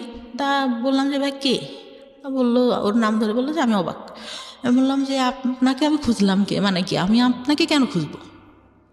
বলতেছে না, আমাকে একজন বললো তুমি আমাকে খুঁজছো। আমি আপনাকে খুঁজবো মানে আমি আপনাকে খোঁজার কোনো প্রশ্নই আসে না। তারপরে আবার ফোন দেয় যে আসলে তুমি আমাকে খুঁজো নাই, তুমি আমাকে দেখো নাই। ওর মধ্যে মানে কি হয়, আমার খালাতো ভাই একটা বিয়ে করে, সম্পর্ক করে, ওই যে মেয়ে দেখতাম ওর দিকে তাকায় থাকে। তা আমার খালাতো বোনের ওয়াইফের আবার সম্পর্কটা ভালো ছিল, মানে ইয়াটা ভালো ছিল না, চরিত্রটা ভালো ছিল না। অনেকের সঙ্গে, ভাইয়ের সঙ্গে ইয়া হওয়ার পরে হুট করে বিয়ে করে, প্রেম করে, অনেকের সাথে আবার কথা বলতে। এই বাসে যেতে গেছে, মানে ঢাকায় থাকতো ওরা, ঢাকা থেকে বাড়িতে যেতে গেছে, কারোর নাম্বার পাইছে, পাশে বসছে, তার সঙ্গে কথা বলা শুরু করে দিচ্ছে এরকম। আমি ভাবতাম যে আচ্ছা যে ছেলেটার সাথে কথা বলে এ কি সে নাকি, অবাকের কথা ভাবতাম। তো এইভাবে তাকায় আসছে কেন? আমি আবার পিছন থেকে বসে আমি আবার ওর দিকে তাকায় আছি। তো ও ভাবছে যে আমি ওকে দেখি, কিন্তু আমি তো ওকে দেখি না, আমি দেখি যে ভাবি কেন ওর দিকে তাকায়। আমি তো এটা দেখি, মানে ও অনেক সুন্দর ছিল দেখতে, অনেক সুন্দর। ও 6 ফিট হাইটে, লম্বা, সেরকম দেখতেও সুন্দর। তা তখন বলে যে আমাকে বললো তুমি আমার দিকে তাকাইছিল না। আমি তো তাকাইছিলাম না, তখন আমি এটা খুলেই বলি যে এরকম। আমি ভাবছি যে ভাবি আপনাকে দেখে কেন তাকায়, আপনার সঙ্গে কি কথা বলে কিনা। তা বলে না, আমার সঙ্গে কথা বলে না, আমি জাস্ট তোমাকে অনেক ভালো লাগে এই জন্য। আমি পরে বলি যে ভাইয়া আপনি আমার সাথে কথা বলবেন, ঠিক আছে, আমি সব কিছু বলি যে আমার কিন্তু আগে অনেকগুলো রিলেশন ছিল, অনেকের সঙ্গে আমি কথা বলতাম, এগুলো কিন্তু আপনি জানেন এলাকায় যেহেতু এইগুলো আসতে পারে, আর আপনি এইগুলো নিয়ে পরে সমস্যা করবেন, সম্পর্ক করলেও এটা কিন্তু হবে না। পরে ও বলে যে আচ্ছা ঠিক আছে, সমস্যা করবো। মানে যখন রিলেশন হইলো, কথাবার্তা হইতো, ফিজিক্যালি কোনো কিছু না, শুধু এমনিতেই কথা হইতো। কিছুদিন পরে ঠিক সেই কথাগুলো শুরু করলো, কেন করছো, আমার ফ্রেন্ডরাও তো এর মধ্যে আছে, কথা বলছো কেন? ও বলছে যে তোমার সাথে থাকছে, এই বলছে, এই করছে, ওই করছে, আমার তো এগুলো নিতে কষ্ট হবে। মানে সবাই আপনার নামে বদনাম করতো? বদনাম যেটা, কিন্তু সামনে কখনো কিন্তু কেউ বলেনি, কারণ বাবার একটা ইয়া ছিল, কখনো কেউ বলবে এরকম না। কিন্তু গেলে পারে এই মেয়েটা ভালো না, এই মেয়ের চরিত্র ভালো না, ওকে, পরে এরকম বলতো। তারপর আমি ওর কাছে বিশ্বাস করবো না, সব ঘটনা বলি, সব আমার ছোটবেলা থেকে কি হয় না হয় আমি সব কিছু বলি। আচ্ছা। ও মানে একটা পর্যায়ে কি হলো, ওইগুলো নিয়েও কথা বলা শুরু করলো। মানে আপনার সঙ্গে ঝগড়া হতো, এগুলো নিয়ে খোঁটা দিত? এগুলো নিয়ে খোঁটা দিত, মানে ওইগুলা চাচাদের কথা না নিয়েও বাইরে যে ছেলেদের সঙ্গে কথা বলতাম, এগুলা নিয়ে খোঁটা দেওয়া শুরু করলো। আমি তখন অনেক কাঁদতাম যে তোমার তো আমি সব বলছি, দুনিয়ার কেউ কিছু জানুক না জানুক তুমি তো জানো, তাহলে কেন এরকম এইগুলা বলো? আর তুমি যদি আমার লাইফে আগে আসতো তাহলে তো আমি এগুলো করতাম না। আমি তো তোমাকে ভালো করে চিনতাম না, স্কুলে গেছি, একটু দেখছি, এই যা তুমি আগে বলতো আমার সাথে রিলেশন করবা, তুমি তো অনেক আলোচনা, কারণ আমি তো ছোট, তুমি তো আমার থেকে বড় হবা। পরে ভাই আমার ফার্স্ট বিয়ের ইয়াটা আসে, হুট করেই আমাকে বিয়ে দিয়ে দেয়। আমার কাছে জিজ্ঞাসাও করে না যে আমি পছন্দ করি কিনা। কিভাবে হয় বিয়েটা? আমাদের এখানে কোন ক্লাসে তখন আপনি? Inter first year. ওকে। আমার তখন ভাই বিয়ের বয়সটাও হয়নি। হুম মানে আমার মাকে এসে একজন বলতো যে মানে সে হচ্ছে মুরগি দিয়ে যেত আমাদের বাসায়। হুম বলে যে আপনার মেয়েটা তো অনেক সুন্দর, ছেলেটা অনেক সুন্দর, বাইং হাউসে চাকরি করে, তা আপনার মেয়েকে বিয়ে দিয়ে দিই। হুম। তা আমি বলে যে খোঁজ খবর না নিয়ে আর আমি এগুলো জানি না, ওর বাবা শুনলে রাগ করবে। তা আব্বুকে বলে, আম্মু হয়তো কোনোভাবে কনভিন্স করে বললে আম্মু আমার ভাইয়াকে পাঠায়। ভাইয়ারা ঈদের মধ্যে মানে বিয়ের পরে ঈদ ভাইয়া বাসাতেই থাকে, ভাইয়া চাকরি একটা করতো সেটা আবার ছেড়ে দেয়। পরে ভাইয়া যায়, যে কি করে ওকে বলে যে আশেপাশ থেকে খোঁজ নিতে, ও কী করে ওই বাসায় ঢুকে যায়। পরে ছেলের ছোটো ভাইয়ের কাছ থেকে সব কিছু দেখে, তাদের বাড়ি টাড়ি দেখে অনেক মানে টাইস করা ইয়া করা, ফুল ওয়াল উপরে টিন শেড, তার মধ্যে টাইস করা ইয়াটিয়াও অনেক ভালো, ভাইয়া পছন্দ করে। তখন ছেলে আসে দেখতে, তার একদিন না দুদিন পরে। ভাই আমি তো ছেলে মানুষকে তাকায় দেখবো, লজ্জার একটা ব্যাপার। আমাকে শাড়ি টাড়ি পরানো হয়, হুম তা আমি তাকাই না কখনো। উনি আমার কাছে জিজ্ঞাসা করে ঠিকানা এইগুলা নর্মালি যেগুলা জিজ্ঞাসা করে, বা চুল দেখাবে সেই এইসব কিন্তু কিছু বলে না। হুম এমনি নাম টাম জিজ্ঞাসা করলো, ইয়া করলো, অনেক পছন্দ হয়েছে। পছন্দ হইলে মানে আমার মায়েরও অনেক পছন্দ, বাবারও অনেক পছন্দ ছেলেকে দেখে। কিন্তু ছেলেটা ভাই আমার থেকে মনে হয় 17-18 বছরের বড় হবে। ওকে। 17-18 বছরের বড় হবে। তখন তারা কি করলো যে বিয়ে করবে। তা আব্বু বলে যে আচ্ছা বিয়ে না, আমার একটাই মেয়ে, আমি অনেক বড় করে অনুষ্ঠান করব, আমরা এমনিতে শুধু কাবিন রেজিস্ট্রেশন করে রাখি। রেজিস্ট্রি করা হয়, কবুল টবুল বলা হয় না। ওই ছেলেদের তখন রাতে ওইখান থেকে চলে যায়। আমি অনেক কান্না করি ভাই, আমি তখন বলতে পারি না যে এই ছেলের সাথে আমার সম্পর্ক আছে, আমি একে ছাড়া থাকতে পারবো না। পরে তার মধ্যেও আমার যে চাচা আসে, ছোটো চাচা আসে, ঈদে আসে, এই আসে সেই আসে, কন্টিনিউ এটা চলতে থাকে। আচ্ছা। পরে বিয়ে দেওয়ার পরে হুট করে দিয়ে দিল। আমার সবাইরে ফোন দিয়ে বললো, আমার বড় চাচা বলে যে কী ব্যাপার, তুই বিয়ে দিলি আমাদের কাছে তো জিজ্ঞাসা করবি। পরে যাওয়ার পরে আব্বা একটা ফোন দিল, ওই কন্টিনিউ কথা হইতো ছেলেটার সঙ্গে। কথা বলার আগে অন্যই যখন চলে যায় তার পরের দিন আমার ফুপুরা আসে, সবাই আসে। আমি বললাম যে ভাই ছবিটা দেখি ছেলেটার। আমার যখন দেখাইলো, আমি শুধু ভাইকে বললাম তোরা কি করলি। মানে এটা বিয়ে হওয়ার পরে গিয়ে আপনি ছবি দেখলেন ছেলেটার? আমি তখন তাকাই দেখিনি ভাইয়া, মানে আমি লজ্জাতে কি তাকাই দেখবো। আমাকে জিজ্ঞাসা করছে, আমি মাথা নিচু করে যতটুকু বলার বলছি। ছেলেটা হাইট টাইট লম্বা টম্বা সুন্দর ছিল, কিন্তু অত বয়সের তো একটা ছাপ মুখের উপর পড়ে। তো বিয়ে হয়ে যায় এইভাবে। আমি সেদিন আমার যার সাথে সম্পর্ক ছিল ওকে ফোন দিয়ে আমি অনেক কান্না করি। ঈদের পরে ও বাড়িতেই ছিল, ঢাকায় পড়ালেখা করতো। ও শুধু বলে যে যা হবার হয়ে গেছে, এখন আমি কি করবো। আমি তো মানে আমার ভাইয়ের সাথে ওর আবার অনেক ভালো সম্পর্ক ছিল। আমি তো ভাইয়াকে ফোন দিয়েছিলাম যে ভাই কী করেন। এখন ভাইয়া তো আর আমাদের সম্পর্কের কথা জানে না, হয়তো অনেকের কাছ থেকে শুনতে পারে, তাছাড়া তো আর কিছু জানে না। বললো যে ওকে দেখতে আসছে, হয়তো বিয়ে হয়ে যাবে, আমি বাড়িতে। তা বলতেছে ও নাকি জিজ্ঞাসা করে আমাকে, যত দূরও বলে যে খোঁজ খবর নিছেন কি করে ছেলে, যে হ্যাঁ ভালোই।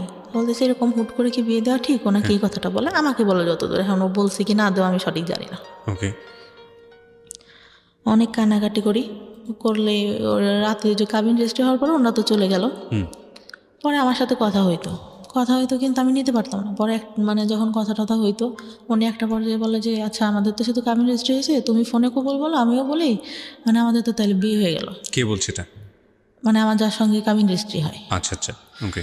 আমি বলতেছি কেন বলবো, যখন কাবিন মানে কবুল বলতে হবে তখন তো বলবই, তখন তো সবাই থাকবে। ফোনে বলে শুধু কি দরকার, কাবিন রেজিস্ট্রি তো হয়েছেই। তো বলতেছে বলো, তাহলে তো আমরা স্বামী স্ত্রী হয়ে গেলাম। তা উনি বলে 3 বার বলে, আমি বলি না। মানে আমার মনের মধ্যে যেন কেমন একটা লাগে যে কি ফোনে কেন বলবো। আর যদি বিয়ে না হয়, আমার কেন জানি না মনের মধ্যে বললো যে যদি না হয়। আপনি তো রেজিস্ট্রি হয়ে গেছে। রেজিস্ট্রি হয়ে গেছে, কিন্তু ওই যে ইসলামিক ধর্মে যেভাবে হয় সেটা তো হয়নি। আচ্ছা। আমরা তো ধর্মে বুঝি যে মানে কাবিন রেজিস্ট্রি হলে তো বিয়ে হচ্ছে না, আমাদের কবুল বলতে হবে 3 বার। আমাদের হাদিসে যতটুকু বলা আছে। আচ্ছা। ওটা তো হয়নি। যদি না হয়, মানে আমার ওই চিন্তাটা মাথার মধ্যে। আমি তখনও স্টিল আমার বয়ফ্রেন্ডে লাভ করি। পরে আমার বয়ফ্রেন্ডটা মাঝে মধ্যে ঢাকার থেকে আসতো। তারপরে একটা পর্যায়ে মানে এতটাই হয়ে যায়, ফিজিক্যাল রিলেশন হয় আমাদের মধ্যে। মানে বয়ফ্রেন্ডের সঙ্গে? হ্যাঁ, বয়ফ্রেন্ডের সঙ্গে। ওকে। বয়ফ্রেন্ডের সঙ্গে ফিজিক্যাল রিলেশন হয়, পরে মানে ও কন্টিনিউ আমার বাসায় আসতে থাকে রাতে, আসতে থাকে, এরকম হয়। পরে মানে ফিজিক্যাল রিলেশন হলে আমি মানে ফার্স্ট, তার আগে তো বলছি যে একটা বয়ফ্রেন্ডের সঙ্গে হয়। তো ওই টাইমটাতে ও বলতো যে ওই বয়ফ্রেন্ডটার কথাও জানতো যে তুমি এইগুলো করছো, আবার ওই যে বললাম যারা পিছনে ঘুরতো ওরা ওই বাজে কথা বলতো, না করলেও বলতো। তো ওইখান থেকে মানে আমার খুব খারাপ লাগতো যে কী রে, ওর সাথে আমার সব হয়ে গেল, ওরা আমি সব বলছি, তারপরে ও কেন আমাকে এগুলো বলে। পরে আমি একটা পর্যায়ে এরকম কথা বলতাম, আব্বু বলতো যে তোর বিয়ে হয়ে গেছে, ছেলে চাকরি করে, এত কথা তুই কেমনে বলিস। আর আব্বু তো আর জানতো না যে আমি অন্য কারোর সাথে কথা বলি, কিন্তু আব্বু হয়তো আজ করতে পারে একটু আচ্ছা, যে আমি অন্য কারোর সাথে কথা বলতেছি। পরে আমি তো কিছু বলি না। পরে আমার ফোনে একদিন ফোন আসে, খাচ্ছিলাম, আব্বুরা বসেছিল, হঠাৎ করে আননোন নাম্বার থেকে ফোন দেখে আব্বু যে বুঝতে পারে যে এইটা তো আমার মানে যার সাথে রেজিস্ট্রি হয় তার নাম্বার না। পরে কিভাবে যেন বুঝতে পারে জানি না। পরে ওই টাইমটাতে আবার কি হয়, একটা ছেলে আমাকে অনেক পছন্দ করতো, আব্বুকে মামা মামা করতো। আচ্ছা। পছন্দ করতো বলতে মানে আমার আব্বুকে ভাঙাই খায় মানুষ বলতে যেরকম ওরকম খাচ্ছে এখন পর্যন্ত, মানে এইটা বলতেছে এটা বলতেছে। আমার বাবা আবার তাকে এতটাই ভালোবাসে, এতটাই বিশ্বাস করে, আমার মনে হয় আমাদের থেকে তাকে বেশি ভালোবাসে। আমি বললাম যে ভাই আপনি তো আব্বুকে বলতে পারেন। আমার যখন ইন্টার ফার্স্ট ইয়ার ভর্তি করতে নিয়ে যায় তখন উনি আমাকে বলে বাইকে এটা কি বসে বিয়ের আছে। পরের ঘটনা এগুলো আপনার? না, বিয়ের আগে। আচ্ছা বলতে ভুলে গেছি। আচ্ছা। পরে উনি বলে, আমি বলি যে আপনার মামাকে বললেই তো পারেন, আপনার মামা তো আপনাকে অনেক ভালোবাসে, আমাদের তো তাহলে বিয়ে দিয়ে দেবে, আমার বলার কেস। বলছে আমি বলবো কীভাবে, তুই বল। আমি কি এতই বেহায়া যে আমি আমার বাবাকে দিয়ে বলবো যে আপনার সাথে বিয়ে দিক? আর আপনি মানে আমি এরকম করে বলি যে আমি হয়ে দেখতেছি আপনাকে এরকম। আপনার গার্লফ্রেন্ড ছিল, আমার ছোটো চাচির সঙ্গে পড়তো, ওনার গার্লফ্রেন্ডটা, আপনার গার্লফ্রেন্ড আমার ছোটো চাচির সাথে পড়ে। আমি যখন ছোটো তখন থেকে দেখতেছি, আমি হয়ে আমার বুদ্ধি হওয়ার পর থেকে আপনি এরকম, আপনাকে কেন বিয়ে করবো? তো কথায় কথা বলে তুই তো তাহলে প্রেম করিস নি। আসি প্রেম করি না করে এটা কোনো কথা না, আমার মা বাবা যার সাথে দেবে তার সাথেই আমি থাকবো। পরে ভাই কী করে, বিয়েটা হওয়ার পরে উনি কি করলো, ওই ভাইয়াটাই মানে কার কাছ থেকে খোঁজ খবর নিতে জানি না, তাদের জমি জায়গা নাই, হ্যান নাই তেন নেই, এসব বলে বিয়েটা 5 মাসের মাথায় ভেঙে দেয়। এটাই আপনার যে রেজিস্ট্রি হয়েছিল সেই বিয়েটা হ্যাঁ, ভেঙে দেয়? ভেঙে দেয়। আচ্ছা। তা আব্বু ওই বয়ফ্রেন্ডটার কথা জানতে পারে এক পর্যায়ে। আমি বলি আব্বুর কাছে বিয়েটা ভাঙার আগে, তা বলে যে তাহলে বিয়েটা ভেঙে দিই, ওর সাথে তোর বিয়ে দিব, এরকম করে বলে। কিন্তু ভাইয়া কী করলো, বিয়ে ভাঙার পরে ওই ছেলের সঙ্গে আমাকে বিয়ে দেবে না, অন্য জায়গায় বিয়ে দেবে, এই ছেলের সাথেও দেবে। আচ্ছা। আমি আমার বয়ফ্রেন্ডের কাছে বললাম, বয়ফ্রেন্ড তখন কি করতো, পেশায় কি ছিল? কিছুই করে না? পড়ালেখা করতো, আচ্ছা। ইঞ্জিনিয়ারিং পড়তেছিল। তো ও বললো যে আমি তো চাকরি বাকরি করি না, আর আমার মা মেনে নিবে না, তোমার বিয়ে ভেঙে দিছে, এইটা জানলে তো আমার মা নিবেই না। আসলে ভাই কথাটা ছিল হচ্ছে আমার যতটুকু দরকার ছিল ও তো আমার কাছ থেকে পাইছে, আমাকে কেন বিয়ে করবে, আমার যতটুকু ধারণা এখন বুঝি। পরে আমি অনেক কান্না করতাম যে আমি আব্বুকে বললাম তোমার কথা, তুমি এখন এইগুলো কেন বলো? বলছে আমার পক্ষে সম্ভব না তোমাকে বিয়ে করা, আর তুমি আমার ফ্রেন্ডদের সাথেও কথা বলতা, এইগুলো তোমাকে নিয়ে যখন সংসার করবো তখন মনে পড়লে আমি এটা মেনে নিতে পারবো না। আচ্ছা। তাই বলে। পরে একটা পর্যায়ে কী হলো, আমি মানে কথা বলাটা আস্তে আস্তে বাদ দিয়ে দিলাম, আর খুব মনে পড়তো, মাঝে মধ্যে কান্নাকাটি করতাম। ও মানে ভাইয়া অকথ্য ভাষায় আমাকে গালাগালি করতো। আপনার বয়ফ্রেন্ড? হ্যাঁ, এত বাজে বাজে কথা বকাবকি করতো ভাইয়া, আমি নিতে পারতাম না। অনেক কান্নাকাটি করতাম যে আমি তো তোমার আমার জীবনের এমন কোনো ঘটনা নাই যে বলি নাই, তুমি এগুলো কেন করতেছো? এগুলোর জন্য আসলে একটা ফ্যামিলি এডুকেশন প্রয়োজন হয়। মানে বিয়ের আগে ধরনের অনৈতিক সম্পর্কে না জড়ানো, বা শেয়ারিংয়ের জায়গা থেকে আসলে কতটুকু শেয়ার করব, যাকে শেয়ার করছি সে আসলে এতটুকু আস্থার জায়গা আছে কিনা। সো এগুলোর জন্য আসলে একটা ফ্যামিলি আন্ডারস্ট্যান্ডিংয়ের প্রয়োজন হয়, ফ্রেন্ডশিপের প্রয়োজন হয়, এবং একটা ফ্যামিলি আমার এডুকেশনের স্কুল প্রয়োজন হয়। জীবনে ভাইয়া একটা বান্ধবী ছিল অনেক ভালো, ও ক্লাস 4 থেকে চলে যায়, তারপর থেকে আমার কোনো ভালো বান্ধবী জীবনে আসেনি। রাইট, আপনি যে ভুলগুলো করেছেন আসলে ভুল করতে করতে শিখেছেন, তার আগে আপনি না, যে কেউ বলবে বুঝাবে এরকম কেউ ছিল না। রাইট। তো তারপরে কি হলো? পরে একটা পর্যায়ে এরকম বাদ দিতাম, আর আমি মাঝে মধ্যেই ফোন দিলে ওরকম বাজে বাজে কথা বলতো। পরে মানে ওই বিয়েটা ভেঙে গেলে আমি আবার আব্বুকে বললাম যে আচ্ছা যাই হয়েছে হয়েছে, ও তো আমাকে কী করবে না। আর আমি তো মানে চিন্তা করে দেখলাম, আব্বুকে বললাম যে ও বলতেছে এই কথাগুলা, তার থেকে বিয়ের পরে যদি অশান্তি করে তার থেকে এখন হয়তো বাদ দিয়ে দেওয়াই ভালো। ওই আগে আমার যে কাবিন রেজিস্টার হয় ওই ছেলেটা আবার মানে আমাকে খুব ভালোবাসতো, আর ওর বাবা আমাকে অনেক আদর করতো ভাই। মানে আমার মনে হলো যে আর একটা বাবা পাইছে আমার জীবনে, মনে এত ভালো লোকটা ছিল। মা ছাড়া কথা বলতো না আমার সঙ্গে কখনো, প্রত্যেকটা দিন আমি ফোন না দিলেও সে ফোন দিয়ে কথা বলতো। তা আমি একটা পর্যায়ে বললাম যে এতদিন কথা বলছি, আমার চাচাদের বললাম, আমার ফুফাদের বললাম যে আপনার আব্বুকে দেখেন ম্যানেজ করতে পারেন কিনা, ওই ছেলের সঙ্গে আমি কথা বলি। তখনও মানে কাবিন রেজিস্ট্রি হয়েছিল ওই ছেলেটার সাথে। ও বলে যে আচ্ছা তোমার বাসা থেকে যদি দেয় আমি তোমাকে নিব, কারণ আমি তোমার অনেক ভালোবেসে ফেলছি। পরে করার পরে কি হয়, আব্বু রাজি হইলো যাও, ওদের বাসায় গেল, ছেলে বাসায় নেই। আমার চাচা ফুপা ফোন দেয়, ছেলে ফোন ধরে না। ওর সেদিন ওর ভাবিরা ওর মারাও নাকি ভালো ব্যবহার করে না, ওর বাবা শুধু ভালো করে কথা বলে। পরে আমার চাচারা এসে বললো যে ওই ছেলে বিয়ে করবে না, হয়তো বিয়ে করতে চেয়ে ভেঙে দিবে এরকম। আচ্ছা। পরে ওই ছেলেটা আবার ফোন দিয়ে চাচাদের বলে আচ্ছা আমি একটু বাইরে ছিলাম এই জন্য ফোন, তুই ফোন ধরতা, বাইরে ছিল, আমাদের সামনে আসা নাই, ঠিক আছে। একটা কথা কি ভাইয়া, যেটা সত্যি কথা, ওই ছেলেটার অনেক বয়স ছিল, এই জন্য মূলত ও চাচাদের সামনে আসেনি। ওকে। ও ভাবছে যে এত ছোট মেয়েকে আমি বিয়ে করছি, আমার সাথে হয়তো দেখার পরে দিবে না, এই জন্য সে ভয় সামনেই আসেনি। আচ্ছা। আমি একদিন বিয়ের পরে যখন বিয়েটা ভাঙে নাই তখন বলি যে আপনার বয়স এত বেশি, আপনি আমাকে বিয়ে করলেন, আপনি তো দেখছেন আমি তো তখন তাকাই দেখি না, আপনি তো দেখছিলেন যে আমি তাকাইও দেখি নাই, আপনার কি এটা ঠিক হয়েছে? বলে আসলে এখন বুঝতেছি ঠিক হয় নাই, তারপরে তোমার কি মানে বিয়েটা ভেঙে দিব? হয়েছে না, মেয়েদের জীবনে একবারে আমাদের যে ফ্যামিলি যে স্ট্যাটাস ছোটোবেলা থেকে দেখে আসতেছি, একটা মেয়ের বিয়ে ভেঙে গেলে পরে আর ভালো বিয়ে হয় না। ছেলেটা ভাইয়া বয়স বেশি হলেও, যেটা সত্যি কথা আমার লাইফে দেখা, শ্রেষ্ঠ মানুষ ছিল, এত ভালো কথা। আর তাকে আমি ফোনে আমার বলা লাগতো না, 1 সপ্তাহ পর পর ফোনের টাকা লুট দিয়ে দিচ্ছে, ফোন দিলে কোনোদিনও ধরতো না, কেটে ব্যাক করতেছে। আচ্ছা। এরকম ছিল। পরে কী করলো, আমাদের যেদিন মানে বিয়ের কথা ছিল, ওদের ওই দিক থেকে দাওয়াত টাওয়াত সব দেওয়া শেষ, তার মধ্যে তো বিয়েই করে দিয়েছে, কিন্তু আমাদের এদিকে কোনো প্রোগ্রামই না। মূলত আমার বিয়েটা ভাঙে আমার বাবা ওই ছেলেটার কথা শুনে, আর হচ্ছে ভাইয়ের বিয়ে দেওয়ার পরে আমার বাবার হাতে হয়তো অত টাকা ছিল না, সে গল্প দিছে যে আমার একটাই মেয়ে, অনেক বড় করে হ্যান করবো ত্যান করবো, কোনো কিছু করতে পারবে না, এইটা কারণ ছিল। পরে হুট করে ছোট চাচা নিয়ে আসে, যে আমাকে মানে ছোটোবেলা থেকে ফিজিক্যালি টর্চার করতো, সে নিয়ে আসে। তা নিয়ে আসলে আমার বাবা বলে যে সব কাপড় কেন পরে আসিস, ভালো কাপড় পরতে পারিস না? আমি বাসার উপর কী পরবার, এবার আচ্ছা ভালো কাপড় পরতে। তা আমি মানে তখন একটু আন্দাজ হয় যে ভালো কাপড় কেন পরতে বলতেছে। তো নিয়ে আসলে ছেলেটা এত সুন্দর করে এত ভঙ্গিমায় কথা টথা বললো, আমাকে শাড়ি পরায় আবার সেই সামনে নিয়ে বসাইলো, সব কিছু জিজ্ঞাসা করলো। আমি ওনার ভঙ্গিমা দেখে কথা বলা দেখে, দেখতে সুন্দর ছিল আমার, মানে ভালোই, মানে একটাবার তাকাইছিলাম, ভালোই লাগলো। এর থেকে একটু বয়সই হবে, তারপরও বয়সের ডিস্টেন্স আমাদের 15 বছর মতো।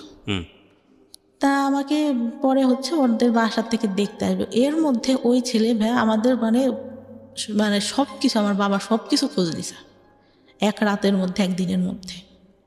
আর নেওয়ার পরে ওরা বাসার থেকে আসে, আমি আবার বলি যে আমার যে আগে একটা হয়েছিল, এটা কি বলা হয়েছে কিনা। আমার মাকে জিজ্ঞাসা করলাম যে আমি কিন্তু পরে এবার বিয়ের পরে সমস্যা হবে, এটা কিন্তু আমি মেনে নেব না। ওকে। পরে ঘটককে বলে, ঘটক আবার বলে যে না বলা হয়নি। তা বলে যে আচ্ছা তাহলে বাব্বু বলে যে আচ্ছা বলো, যদি বললে যদি করলো, নাইলে নাই, বিয়ে করলে। পরে ভাইয়া বিয়ে দেওয়া ওনাকে বলছে, উনি সবার কাছে খোঁজ নিয়েছে, কিন্তু সবাই তো জানে যেহেতু ফ্যামিলিটা ভালো, জানে, সবাই বলছে যে না উঠাই নাই, শুধু ওদের কাবিন রেজিস্ট্রি হয়েছিল।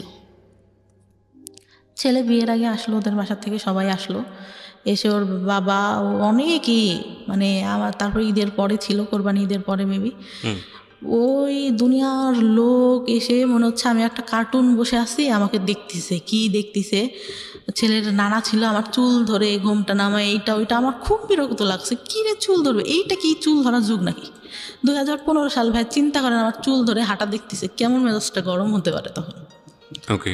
আমার খুব মেজাজ খারাপ হয়, আমি রেগে যখন বের করে দেয় আমি আসি, চলে আসি। আমার চাচাতো ভাইরা বলতেছে আপুর কী হয়েছে, আপু কেন রাগ করছে? আমার চাচাতো ভাই বড় চাচার ছেলে, আমার থেকে বয়সে ছোট, মানে আমাদের বাবা আগে বিয়ে করো তো এই জন্য। ও আমাকে অনেক ভালোবাসে, বুবু বলে ডাকে। বুবুর কেন রাগ করছে, বুবু কী হয়েছে? চুল কেন ধরে দেখলো, আমার হাঁটা কেন দেখলো, আমি কি নাকি, এরকম করে বলি। পরে তাদেরও পছন্দ হয়, বিয়ে পরে সেদিন বিয়ে পড়াই দিল ভাই, একদম। আগেরটা ডিভোর্স হয়েছিল? হ্যাঁ, ডিভোর্স হয়ে গেছে, তার মনে হয় ভাইয়া 1 সপ্তাহের মাথায় আমার বিয়ে দিয়ে দিল। ডিভোর্স হলেও তো 3 মাস সময় লাগে, ওয়েট করতে হয়। হ্যাঁ। তুই কী করলো, বিয়ে দিয়ে দিল। আর আব্বুর একটু ক্ষমতা ছিল, বললাম না, একটু পলিটিক্যালি ছিল, ওই জন্য কেউ আর কিছু বল টলে নাই, ইয়া করে নাই। কিন্তু ওই ছেলেরা নেওয়ার জন্য অনেক লোক দিয়ে খবর পাঠাইছে, অ্যান করছে, কিন্তু এদিক থেকে আমাদের এদিক থেকে কোনো কথা ইয়া হয়নি। তা আমি একটা সময় মানে আগের যে ছেলেটা ছিল ওকে বলছিলাম যে তুমি যদি চাও আমি কিন্তু চলে আসবো, কিন্তু সে নাচরবান তো অনুষ্ঠান করতে হবে, হ্যান ত্যান এটা সেটা। আবার তাদের চিন্তা ছিল কিছু দেবে না। পরে এর সাথে বিয়ে হয়ে গেল, সেদিন বিয়েটা একদম পড়াই দিল। বিয়েটা পড়াই দেওয়ার পরে ছেলের কথার ভঙ্গিমা এটা সেটা, সে ডিপ্লোমা কমপ্লিট করছে, সে বললো যে আমি বিএসসি কমপ্লিট করছি। মিথ্যা কথাটা পুরাই বললো যে টাউনে জায়গা আছে ওইখানে বাড়ি করবো, এটাও পুরা মিথ্যা কথা। জায়গা কিছুই মানে এমনিতে গ্রামে জায়গা জমি আল্লাহর রহমতে ভালো আছে, কিন্তু ওইগুলো মিথ্যা কথা। কারণ ওদের যে বাড়ি টাড়ি দেখলে তো বিয়ে দিবে না। আমার চাচা কিন্তু দেখে আসছে ভাই, কিন্তু সে মানে বাড়ি কেমন এটা কেমন এটা কেমন কিছুই বলে নাই, বলছে ভাই ছেলে ভালো চাকরি করে, ভালো দেখতে, বাড়ি জমি জায়গা যা আছে অনেক ভালো। বিয়ে হওয়ার পরে তার সাথে উঠাই নাই তখন, এমনিতে বিয়ে হলো, ছেলে থাকলো রাতে, সব কিছু জিজ্ঞাসা করলো যে বিয়ে হয়েছিল, কোনো কিছু হয়েছে কিনা এটা সেটা। আমি বললাম না, বিয়ের আগেই তো বলছি যে শুধু কথাই হইতো আর কোনো কিছু না। আর ছেলেটা হয়তো এরকম ছিল না যে দেখা করবে বা হ্যান ত্যান। পরে সারা রাত গল্প টল্প করলাম, করার পরে মানে ভাইয়া যে বলে না যে মানে হাজব্যান্ডের কাছ থেকে একটা ভালো কথা বা ভালো কিছু, সে প্রথম অনেক ভালো কথা বলতো, ভালো ব্যবহার করতো। আমি ফার্স্ট যখন ঢাকায় আসলাম, একা আসলে চাকরি করতো, একটা বাসায় এসে একা থাকতো, তার ফ্রেন্ডের সাথে একটা বিজনেস করতো, এক পাশে হচ্ছে তাদের জিনিস থাকতো, এই কসমেটিক্স এটা সেটা, আর এক পাশেও থাকতো। ইয়ে হয় ভাই, আমাকে একটা ফোন গিফট করে, ফোনটা হারাই যায়। বাস থেকে যখন নামবো গাবতলিতে, আমার ব্যাগে ধাক্কা লাগে বাসের মধ্যে থেকেই। আমি ভাবি যে হয়তো সিটে লেগে ধাক্কা লাগছে। তখন আমি বাইরে নেমে দেখি আমার ব্যাগের মধ্যে থেকে ফোন নাই, তো নাই, ফোন দেওয়া হচ্ছে, ফোন বন্ধ। তখন বুঝতে পারছে, বাসায় এনে বললো যে আমি অনেক কষ্ট করে সব কিছু করি এইরকম। তা আমি অনেক কান্না করতেছি যে আসলে আমি তো ইচ্ছা করে করিনি। আমার আব্বু ফোন দিছে, কী হয়েছে, ফোন বন্ধ কেন, ফোন হারাই গেছে, ওর সাথে কথা বলতেছে। আমি না, আব্বুকে রাগারাগি করবো, আমি বলবো না, আমি কথা বলবো না। তো আমি অনেক কান্না করি, কিন্তু ও এইভাবে বলে, আমার খুব মানে খারাপ লাগে ভাইয়া, যে আমি তো ইচ্ছা করে ফোনটা হারাই নাই, এইভাবে কেন বলতেছে। আর ওর মানে বিয়ের প্রথমে এত ভালো কথা, আমি ঢাকায় এসে দেখলাম পুরাই উল্টাটা ভাইয়া, পুরা উল্টা, মানে একদম মানে মনে হইলো আকাশ থেকে আমি পাতালে পড়ে গেছি, এটা কি। পরে উঠাই নিল মনে হয় প্রায় 6-7 মাস পরে। উঠাই নেওয়ার পরে আমাকে যেরকম মানে ইয়াতে আমি পার্লার থেকে সেজে আসলাম, এই বউটু সেজে এত সুন্দর করে আসলো। সে আমার সাথে এতদিন যে সংসার করছে, সে বিয়ের দিন সে এমন ভাব করতেছে যে আমার প্রথম দেখতেছে। আমার খুব বিরক্ত লাগতেছে, আমি বসে খুব ফুল দিছি রাগে, কি রে বিয়ে হয়ে গেছে আগের থেকে চেনা জানা, সে এমন একটা ঢং করতেছে যে আমার এই ফার্স্ট দেখলো এটা সেটা। তার মধ্যে আবার ক্যামেরাম্যান এরকম করে তাকাইতে বলতেছে। আমার আবার একটা জিনিস কেউ যদি বলতো বুঝতে পারতাম, একটাবার বললো যে এইটা এরকম না, এরকম করো। সে কি বললো, বিয়ে তো প্রথম করতেছি এই জন্য আসলে বুঝি নাই কিভাবে, ক্যামেরাম্যান বলতেছে, সে বুঝতেইছে না কি করতে হবে, তাকাইতে হবে কিভাবে কি। বিয়ে তো ফার্স্ট করলাম, আগে তো একটাও করি নাই, কিভাবে বুঝবো। আমার ওই কথাটা খুব খারাপ লাগে, কী রে এই খোটা দেওয়া শুরু করলো এটা না কেমনি কি। কথায় এই কথাটা আসতেছিল। অনেকেই হয়তো নোটিস করে, আমি নোটিস করি নাই, বিয়ের পরে ইয়া করি। তারপরে যখন নিয়ে গেল ভাইয়া, চারপাশে জঙ্গল, মাঝখানে মাটির পথ, আমাকে নিয়ে যাচ্ছে। আমি মানে সন্ধ্যা কি কই নিয়ে যায় আমাকে, এটা কই আসলাম। যখন ওদের বাসার সামনে যে নামালো ভাইয়া, আমি পুরা মানে আমি মানুষের বলে না বেশি কষ্টে হাসি পাই, আমি হাসতেছিলাম। কি এটা কি থেকে নিয়ে আসলো, হাফ ওয়াল, একটা ফুল ওয়াল, 2টা রুম, একটা হাফ ওয়াল টিন শেড, মানে এমন আগেকার যুগের একটা বাড়ি, এতটুকু ঘর, এটি কই আসলাম আমি। তো তখন আমার মনে সান্ত্বনা দিচ্ছি, তখনও জানি যে ওদের টাউনে জায়গা আছে, ওইখানে বাড়ি করবে। আচ্ছা, তো ওইটা বলে মনে সান্ত্বনা দিচ্ছিলাম, না জায়গা জমি আছে, বাড়ি করবে, এখানে থাকবে না, তো এখানে বাড়ি করে কি করবে, হয়তো এটা। পরে ভালোই থাকলাম ওইখানে 2 দিন। পরের দিন অনুষ্ঠান করলো, পরের দিন যাইতে দিল না। 2 দিন পরে আবার বাবার বাড়িতে আসলাম, ওর বোনরা আসলো সাথে। বিয়ের পরে কি হলো, আমার গেছি, আমার যে গয়নাটা দিছে, আমার ছোটো ননদ দেখে বলে, কি গয়না দিছে, দেখতে ভালো না, এই আমাদের বাসা থেকে যেটা দিছে অনেক সুন্দর। তারপরে আমি তো মানে আমার মন খারাপ, আমি বললাম যে আব্বু বলছে যে আমার তো একটাই মেয়ে, তো তোমাকে আমি ভালো করে বানাই দেবো, এখন তাড়াহুড়া করে এইটা ওদের কাছে ছিল এটাই এনে দিছি ওকে। বলি। পরে ওর আবার চাকরিতে তো ছুটি ছিল না, 1 সপ্তাহ পরে আবার যায়, গেলে আবার শ্বশুরবাড়িতে আসলাম। তার মধ্যে লাগলো ঝামেলা, কি মাছ কুটতে দিছে ভাইয়া। জীবনে যে আমি কোনোদিনও আমার ছোটোবেলা থেকে আমি জীবনে কোনোদিনও আমি নিজে মনে পড়ে না হাত দিয়ে ভাত নিয়ে খাইছি। শীতের দিন ভাবে এত অলস ছিলাম, শীত লাগবে হাত দিয়ে ভাত খেতে গেলে আম্মু খাওয়াই দিতে হবে, নাহলে রাতে সেদিন খেলাম না, শুয়ে পড়লাম এরকম। তো মাছ করতে দিয়েছে ছোটো মাছ ভাই, আমি এত আস্তে আস্তে আস্তে আস্তে কাটতেছি, আমার ননদটাও কাটতেছে। তো বলতেছে যে এত আস্তে আস্তে মানুষ মাছ কাটে, আমি বলতেছি আমি তো কখনো করি নাই, এই তো করতেছি এই বেশি। তো আমি বাসায় এসে মানে আমার কোনো কাজই পছন্দ হয় না ভাই। তো আমি খুব মানে আমার খুব খারাপ লাগতেছে, আম্মুর কথা মনে পড়তেছে, কান্না করতেছি যে আমার এটা কী দিল, কী দেখে বিয়ে দিল। পরে ওদের একটা খালু থাকে, ওদের সাথে আবার ওর টাকা দেয়, ওদের সাথে আবার ঝামেলা হয়। তা ওই খালুটা মানে বিয়ের দিন আমার চাচাকে নাকি করে বলে যে বিয়ে তো দিলেন, পরে বুঝবেন মজাটা কেমন, এরকম বললো। আমরা তখন আমার চাচা, ছোট চাচা কিছু বলে নাই তাকে। পরে আব্বুকে হয়তো বললে আমার বিয়ের কিছুদিন বলতে 5-6 মাস পরে আমি মনে হয় প্রেগনেন্ট হই। 1 মাস পর আমি বুঝতে পারি, তার আগে বুঝতে পারি না, 1 মাস পর যখন পিরিয়ড হচ্ছে না তখন বুঝতে পারি। তার মধ্যে ওই যে শ্বশুরবাড়িতে যাই মাঝে মধ্যে, আমার শ্বশুর তখন বেঁচে ছিল, এইটা নিয়ে বাঁধাবো ওইটা নিয়ে বাঁধাবে, এইরকম এই কাজটা কেন করে না, ওইটা কেন কিছুই করে না। আমি তো তাই আমি বুঝি না আসলে সংসারে কি করতে হয়, টোটালি আমি বুঝি না কি করতে হয় একটা সংসারে, যে উঠবো সকালে উঠে এইটা করবো ওইটা করবো। আমি তো ওইভাবে মানুষই নেই, সব দেখছি আমার মা কাজের লোক দিয়ে করাচ্ছে, নিজে শুধু রান্নার বান্না করতেছে। মানে বললাম না ফ্যামিলিটা বড় ছিল, একসাথে ছিল সবাই, তো করতেছে। তারপর আমি মানে করতাম না, আমার কী হলো বাচ্চাটা যখন প্রেগনেন্ট আমি, তখন আমি একদম আমার বাড়িতে, আমার বিয়ের পরে ভাই আমার হাজব্যান্ড আমাকে কাপড় দিত না। ওকে। টোটালি বলতে আমি গেছি, আমার একটা জামা সবসময় পরার জন্য 500-550 টাকা দাম হবে, বললাম যে এটা আমার পছন্দ হয়েছে আমি নিব, বলছে আমার কাছে টাকা নেই, তোমার কাছে থাকলে নাও। তারপর আমি নিলাম, আমি ওই করি নাই। আবার আমার খালার ছেলেটা অসুস্থ হয়ে যায়, ওর কাছে টাকা ছিল না, আমি মানি ব্যাগ দেখে আমার কাছে টাকা ছিল, ওইটার মধ্যে দিয়ে দিই।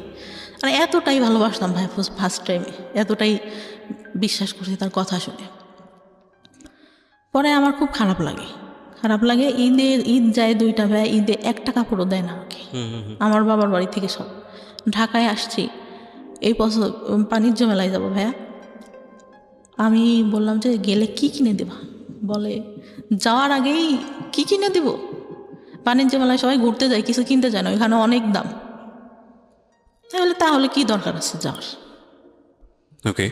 পরে আমি আম্মুরে ফোন দিয়ে কান্না করতেছিলাম, আব্বু আবার বিকাশে 2000 টাকা পাঠায় ওর, যে ও গেলে যা কিনতে যায় কিনে দিও। পরে যাই ওখান থেকে একটা হাতের ব্রেসলেট, একটা পায়েল কিনে আর একটা আংটি কিনে।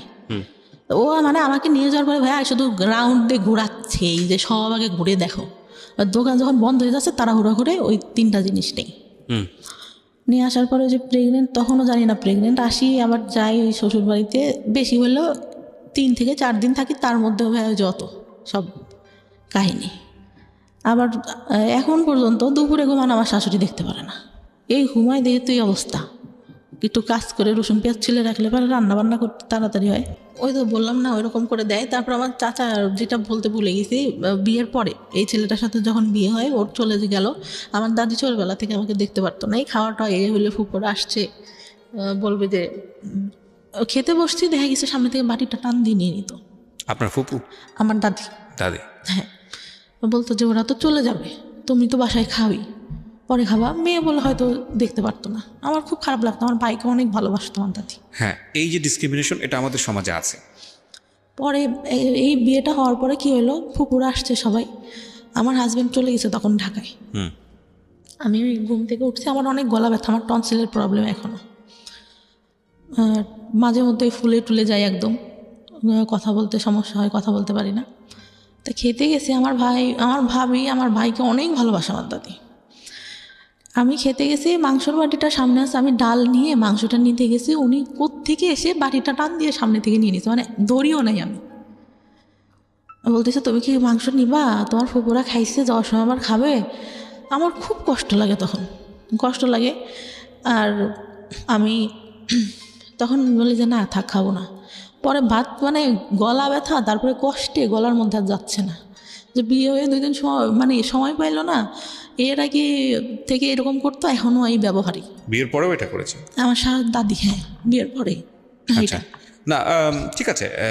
পরে আমার ভাই কি বললো, ভাই কথাটাই আসে, আমার ভাই ছোটবেলা থেকে অনেক আদর করতো, যখন রিলেশন করতাম তখন একটু মানে ওর কাছে খারাপ লাগতো, বলতো ওর কাছে হয়তো কেউ, ও মানে একটু ব্যবহার মাঝে মধ্যে খারাপ করতো, কিন্তু ভালোবাসতো এমনিতে। ঢাকার থেকে যাচ্ছে, এটা নিচ্ছে ওইটা নিচ্ছে।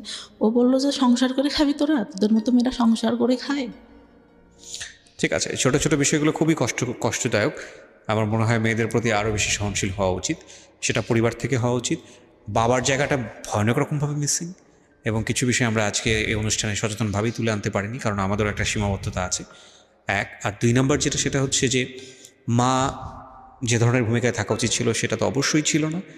মানসিক বিকাশ বলতে যেটা বোঝায় এই মেয়েটির, সেটা হয়নি, এবং যে কারণে ওর জীবনে কিছু সিক্রেটস জন্ম নিয়েছে। সেটা হচ্ছে বিয়ের আগে এক ধরনের অনৈতিক সম্পর্কে জড়িয়ে যাওয়া, এবং সেটার রেজাল্টও ভালো না হওয়া। আপনি দেখেন ওর জীবনে কোনো বেস্ট কোম্পানি নেই, একটা ভালো বন্ধু সেও খুব অল্প সময়ের জন্যে, তারপরে সে নাই। যাকে সে লাভ করলো সেই ছেলেটাও তাকে নিতে পারলো না, ইজি হতে পারলো না, তাকে জীবনে রিসিভ করতে পারলো না। যাকে বিয়ে দেওয়া হলো সেটাও একটা ভুল ডিসিশন ছিল ফ্যামিলির, প্রথম বিয়েটা। দ্বিতীয় বিয়েটার ক্ষেত্রে সেটাও হুটহাট করেই বলা চলে, যেই সংসারে সে করছে। ইন দ্য মিন টাইম যেই অনৈতিক যে সম্পর্কগুলো তার জীবনে এসছে, সেখানে তার প্রপার এডুকেশনের অভাব ছিল। সব কিছু মিলিয়ে একটা ভজকট জীবন। এবং আমি যে প্রশ্নটা করেছিলাম সেই প্রশ্নের উত্তরে আপনি বলেছেন না। না কেন, সেই গল্পটা তো আসলে, সেই অ্যান্সারটা তো আসলে পুরো গল্পই। তারপরেও আমরা আপনার কাছ থেকে শুনতে চাই যে আপনি সুখী না কেন। পরে ভাই আমার বাচ্চাটা হওয়ার পরে যখন 6 না, মাস, আমি সুখী না কেন এই প্রশ্নের উত্তর চাচ্ছি, আমি আর স্টোরিতে যেতে চাচ্ছি না। সুখী না কারণ আমি কাজ করি এখন যতটুকু পারি, তারপরেও আমার শাশুড়ি এইটাইভাবে রান্না করে খায় না, এটাই আমি জানি, ধরেন রান্না আপনার করে খায়। দৈনন্দিন জীবনে অনেক ধরনের প্রবলেম আছে, সে কারণেই আপনি অসুখী। কিন্তু আপনার জীবনের কি কোনো স্বপ্ন ছিল? হ্যাঁ হ্যাঁ, কি স্বপ্ন ছিল? আমি চেয়েছিলাম যে ইন্টার কমপ্লিট করে ভালো একটা কলেজে ভর্তি হব, ওকে, পড়ালেখা করে কিছু একটা করব, নিজের পায়ে দাঁড়াবো, নিজের পায়ে দাঁড়াবো, নিজে আর্ন করবো, ডিসিশন মেক করবো। হ্যাঁ হ্যাঁ, ডিসিশন মেক করবো। আর একটা ইচ্ছা ছিল যে আমার বাবার টাকা উড়ায় অনেক, মানে মানুষের পিছনে, এটা বুঝে না, এখন অনেক দিনাদায়ী হয়ে গেছে। আমি চাই, আমার ভাই বিয়ে করছে, সে এখন টাকা পয়সা দেয় না, আরো পারলে বাবার থেকে উল্টা নেয়। আমি চাই তার দিনাদায়ীটা শোধ করতে। মানে আমার আপনি চাইতেন? আমি চাইতাম। বাবাদের ভুল এই সব জায়গাতেই, এবং হয়তো আপনার মেয়েটা যদি আজকে সেই রকম নিজের পায়ে দাঁড়াতো, তাহলে হয়তো আপনারই জন্য উপকার হতো। এবং আমাদের, আমি সবসময় যে কথাটা বলি, সবসময়ই বলি, এই গল্পগুলোর সাম আপ একটা জায়গায় এসে দাঁড়িয়ে যায়, never sacrifice 2 things in your life. Number 1 is education, and number 2 is your career. এই দুটো জিনিস স্যাক্রিফাইস করলে এগুলো কখনো জীবনে রিটার্ন আসে না। বাকি জিনিসগুলো রিটার্ন আসে, কোনো না কোনোভাবে আমাদের সামনে ঘুরে ফিরে চলে আসে। হ্যাঁ, এখন সেই জায়গাটায় তো অবশ্যই আমি মাকে হারালে তো আপনি মাকে ফিরে পাবেন না, বউকে হারালে বউ পাবেন, হ্যাঁ এটা বলাই যায়। কিন্তু গার্লফ্রেন্ড গেলে জীবনে গার্লফ্রেন্ড আসবে, বয়ফ্রেন্ড গেলে বয়ফ্রেন্ড আসবে। একটা মানুষ জীবন থেকে চলে গেলে তার রিপ্লেসমেন্ট হয়তো অন্য একজন মানুষ হবে, এটা হয়। হ্যাঁ, এখন আমরা যখন লাভ করি তখন আলটিমেটলি এটাই চিন্তা করি যে না, তাকে ছাড়া আমার জীবন বৃথা। আমাদের লাভের স্টাইলটাই এরকম, ধরনটাই এরকম, আমরা অন্য কোনো কিছু চিন্তা করতে পারি না। লাভ সবসময়ই যখন হয় তখন একদম ব্লাইন্ডলি ডিপোজিট হয় সেই জায়গাটাতে। সো ওইটা নিয়ে আমরা, কিন্তু মজার বিষয় হচ্ছে যখন জীবন থেকে ওটা সরে যায় এবং জীবনে যখন সেকেন্ড আর একটা মানুষ আসে, তখন একটা পর্যায়ে গিয়ে মনে হয় কতটা বোকা ছিলাম, কতটা হাস্যকর ছিল এই সময়গুলো, কত না বড় ভুল করেছে। কিন্তু সিচুয়েশনের থেকে সেটা বোঝা যায় না। তো যাই হোক, আমি যে কথাটা বলছিলাম যে জীবনে আসলে এই দুটো জিনিস স্যাক্রিফাইস করলে এই দুটো জিনিস আর কখনো রিটার্ন আসে না, এবং তখন জীবনটা খুব দুর্বিষহ হয়ে ওঠে। কি ছেলে কি মেয়ে, প্রত্যেকেরই স্বাধীনভাবে বাঁচার ক্ষমতা আছে, এবং প্রত্যেকেরই নিজস্ব চিন্তায় বড় হওয়ার সুযোগ আছে। ধরুন, কেন এই দুটো জিনিসের কথা বলি? এই মেয়েটি তার সংসার জীবনে সুখী না, এই মেয়েটি তার পারিবারিক জীবনে সুখী না, এই মেয়েটির একটা বাচ্চা আছে। এই মেয়েটির যদি অন্তত ডিসিশন মেক করার ক্ষমতা থাকতো, যে পৃথিবীর কোনো জায়গা থেকে সে সুখী না, কিন্তু তার ডিসিশন মেক করার একটা ক্ষমতা আছে, অন্তত ওই জায়গাটা সে সুখী হতে পারতো। আর ডিসিশন মেক করার ক্ষমতা তখনই থাকে যখন একটা মানুষ আর্ন করে, যখন একটা মানুষের আয় করার ক্যাপাসিটি থাকে। যে মানুষটার আয় করার ক্যাপাসিটি থাকে না, সে মানুষটার ডিসিশন মেকিং করার ক্ষমতা থাকে না। সুতরাং পৃথিবীর সমস্ত জায়গা থেকে যদি আপনি বঞ্চিত হন হ্যাপিনেসের জায়গাটা থেকে, আর্ন যদি আপনি করেন, পয়সা রোজগার যদি আপনি করেন, আপনার যদি একটা জব থাকে বা অন্য কোনো যে কোনো বৈধ উপায়ে আপনি যদি অর্জন করেন, সেক্ষেত্রে আপনার অন্তত একটা হ্যাপিনেস থাকবেই থাকবে। So never ever sacrifice your career, and education না থাকলে ক্যারিয়ার আসবে না। সচরাচর আমরা সেটাই দেখি, ব্যতিক্রম অনেক আছে। তো এডুকেশনও আসলে স্যাক্রিফাইস করা উচিত না। এডুকেশনের স্যাক্রিফাইসনেসটা নিজের জীবনটাকে অনেকখানি দুর্বিষহ করে তোলে। এই মেয়েটির ক্ষেত্রে যেটা হয়েছে এডুকেশনের ক্ষেত্রে, সেটা পারিবারিক ভুল এবং তার নিজেরও অনেকখানি ইচ্ছার অভাব ছিল। একটা সময় তার মনে হয়েছে যে পড়াশোনা করে কী বা হবে, সে যেটা দেখেছে। এবং সব কিছু মিলিয়েই এই রকম জীবন, সমাপ্তির মতো জীবন বাংলাদেশের অনেক মেয়ের আছে, অসংখ্য মেয়ের আছে।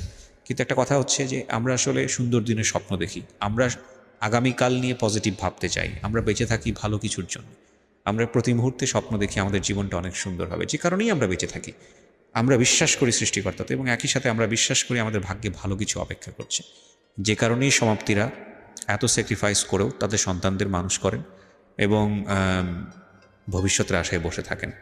ওনার একটা সুখের জায়গা অন্তত আছে, সেটা হচ্ছে ওনার সন্তান। উনি ওনার সন্তানের কাছ থেকে ভালো কিছু আশা করেন।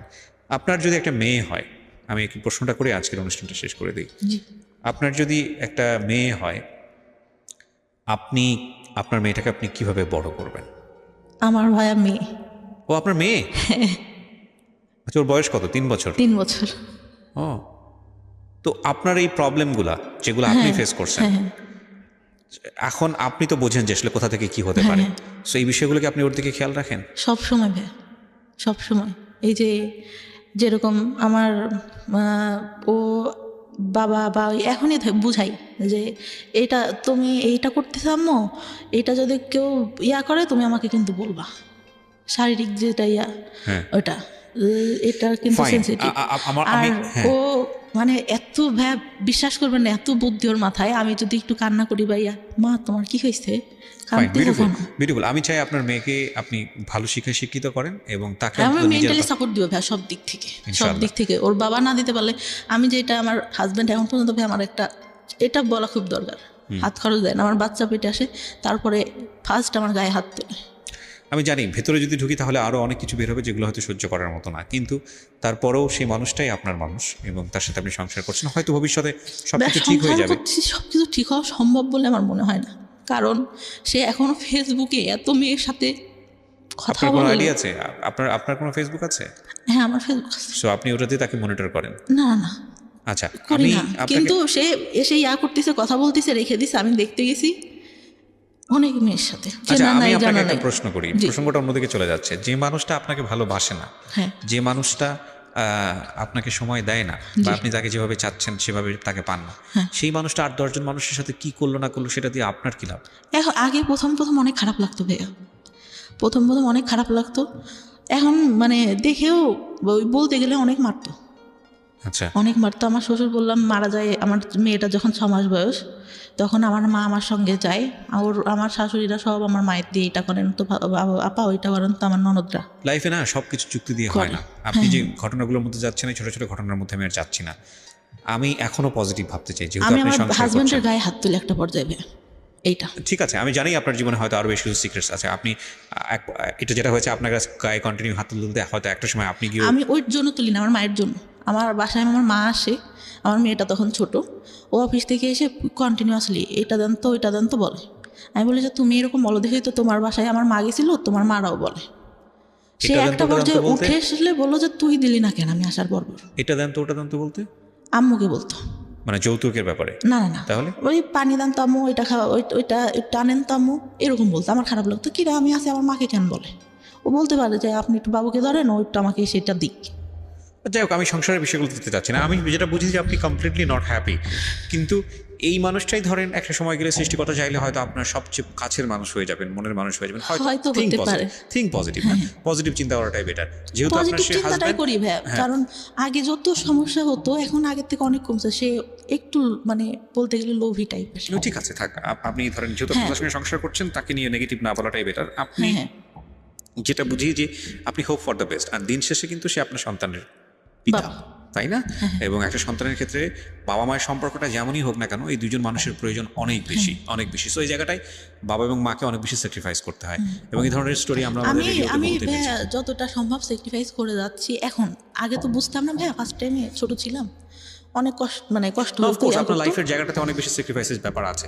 সো আমি আসলে ওই জায়গাটাই কনক্লুশন টানতে চাই যে আপনার সন্তান, আপনি যেই ধরনের পরিবেশের মধ্য দিয়ে বড় হয়েছেন, যেটা জি। আপনার লাইফে খুব নেগেটিভলি ইফেক্ট করেছে, সেটা থেকে সেফ থাকবে, কারণ আপনার এক্সপিরিয়েন্সের জন্য। হ্যাঁ, আমার এই জায়গাটাই এক্সপিরিয়েন্সের টানতে জন্য। চাই হচ্ছে আমার যারা লিসনার তাদের কাছে। দেখুন, গল্পের বিন্যাসে সেই ধরনের কোনো রোম্যান্স নাই, সেই ধরনের কোনো রোমাঞ্চকর ব্যাপার নাই, সেই ধরনের কোনো শিহরিত হওয়ার ব্যাপার নাই, এবং আজকের যে গল্পের বলার ধরন, সেখানে সেই ধরনের আপস অ্যান্ড ডাউন তন্ময় হয়ে শোনার মতো হয়তো তেমন কোনো বিষয় নাই, কিন্তু একটা শিক্ষার জায়গা আছে, চমৎকার একটা শিক্ষার জায়গা। ওনার জীবনের কিছু ভুল, কিছু অপরাধের জন্ম হয়েছে ওনার খুব অতীত অভিজ্ঞতার কারণে, এবং একই সাথে ওনার দ্বারা অনেক ভালো কিছু করা সম্ভব ছিল, সেটা হয়নি। সেটা সাফারার ওনার ফ্যামিলি, উনি নিজে, এবং ওনার ফ্যামিলি, অফকোর্স ওনার বাবা মা তো অবশ্যই সাফারার। তো আপনারা যারা শুনলেন, তারা যেন ওনার মতো করে ভুলগুলো না করেন, বা তারা যেন তাদের মেয়েকে প্রপারলি বড় করেন। এই যে বেসিক নিড যেগুলো, শিশুকে কি পরিবেশে বড় করলে সে কোনো সেক্সুয়াল অ্যাবিউজের শিকার হবে না, শিশুকে কি পরিবেশে বড় করলে তার যে বেসিক নিডগুলো, তার যে শারীরিক পরিবর্তন, বয়ঃসন্ধিকালের যে বিষয়গুলো, সেগুলো খুব স্বাভাবিকভাবেই সে নিতে শিখবে। শিশুকে কি পরিবেশে বড় করলে যাতে করে তার physical safety and security ensure হবে, শিশুকে কি পরিবেশে বড় করলে শিশু একটা ভুল ধরনের সম্পর্কে যাবে না, এই বিষয়গুলো নিয়ে বাবা মায়ের খুব ওপেনলি ডিসকাশনে যাওয়া উচিত।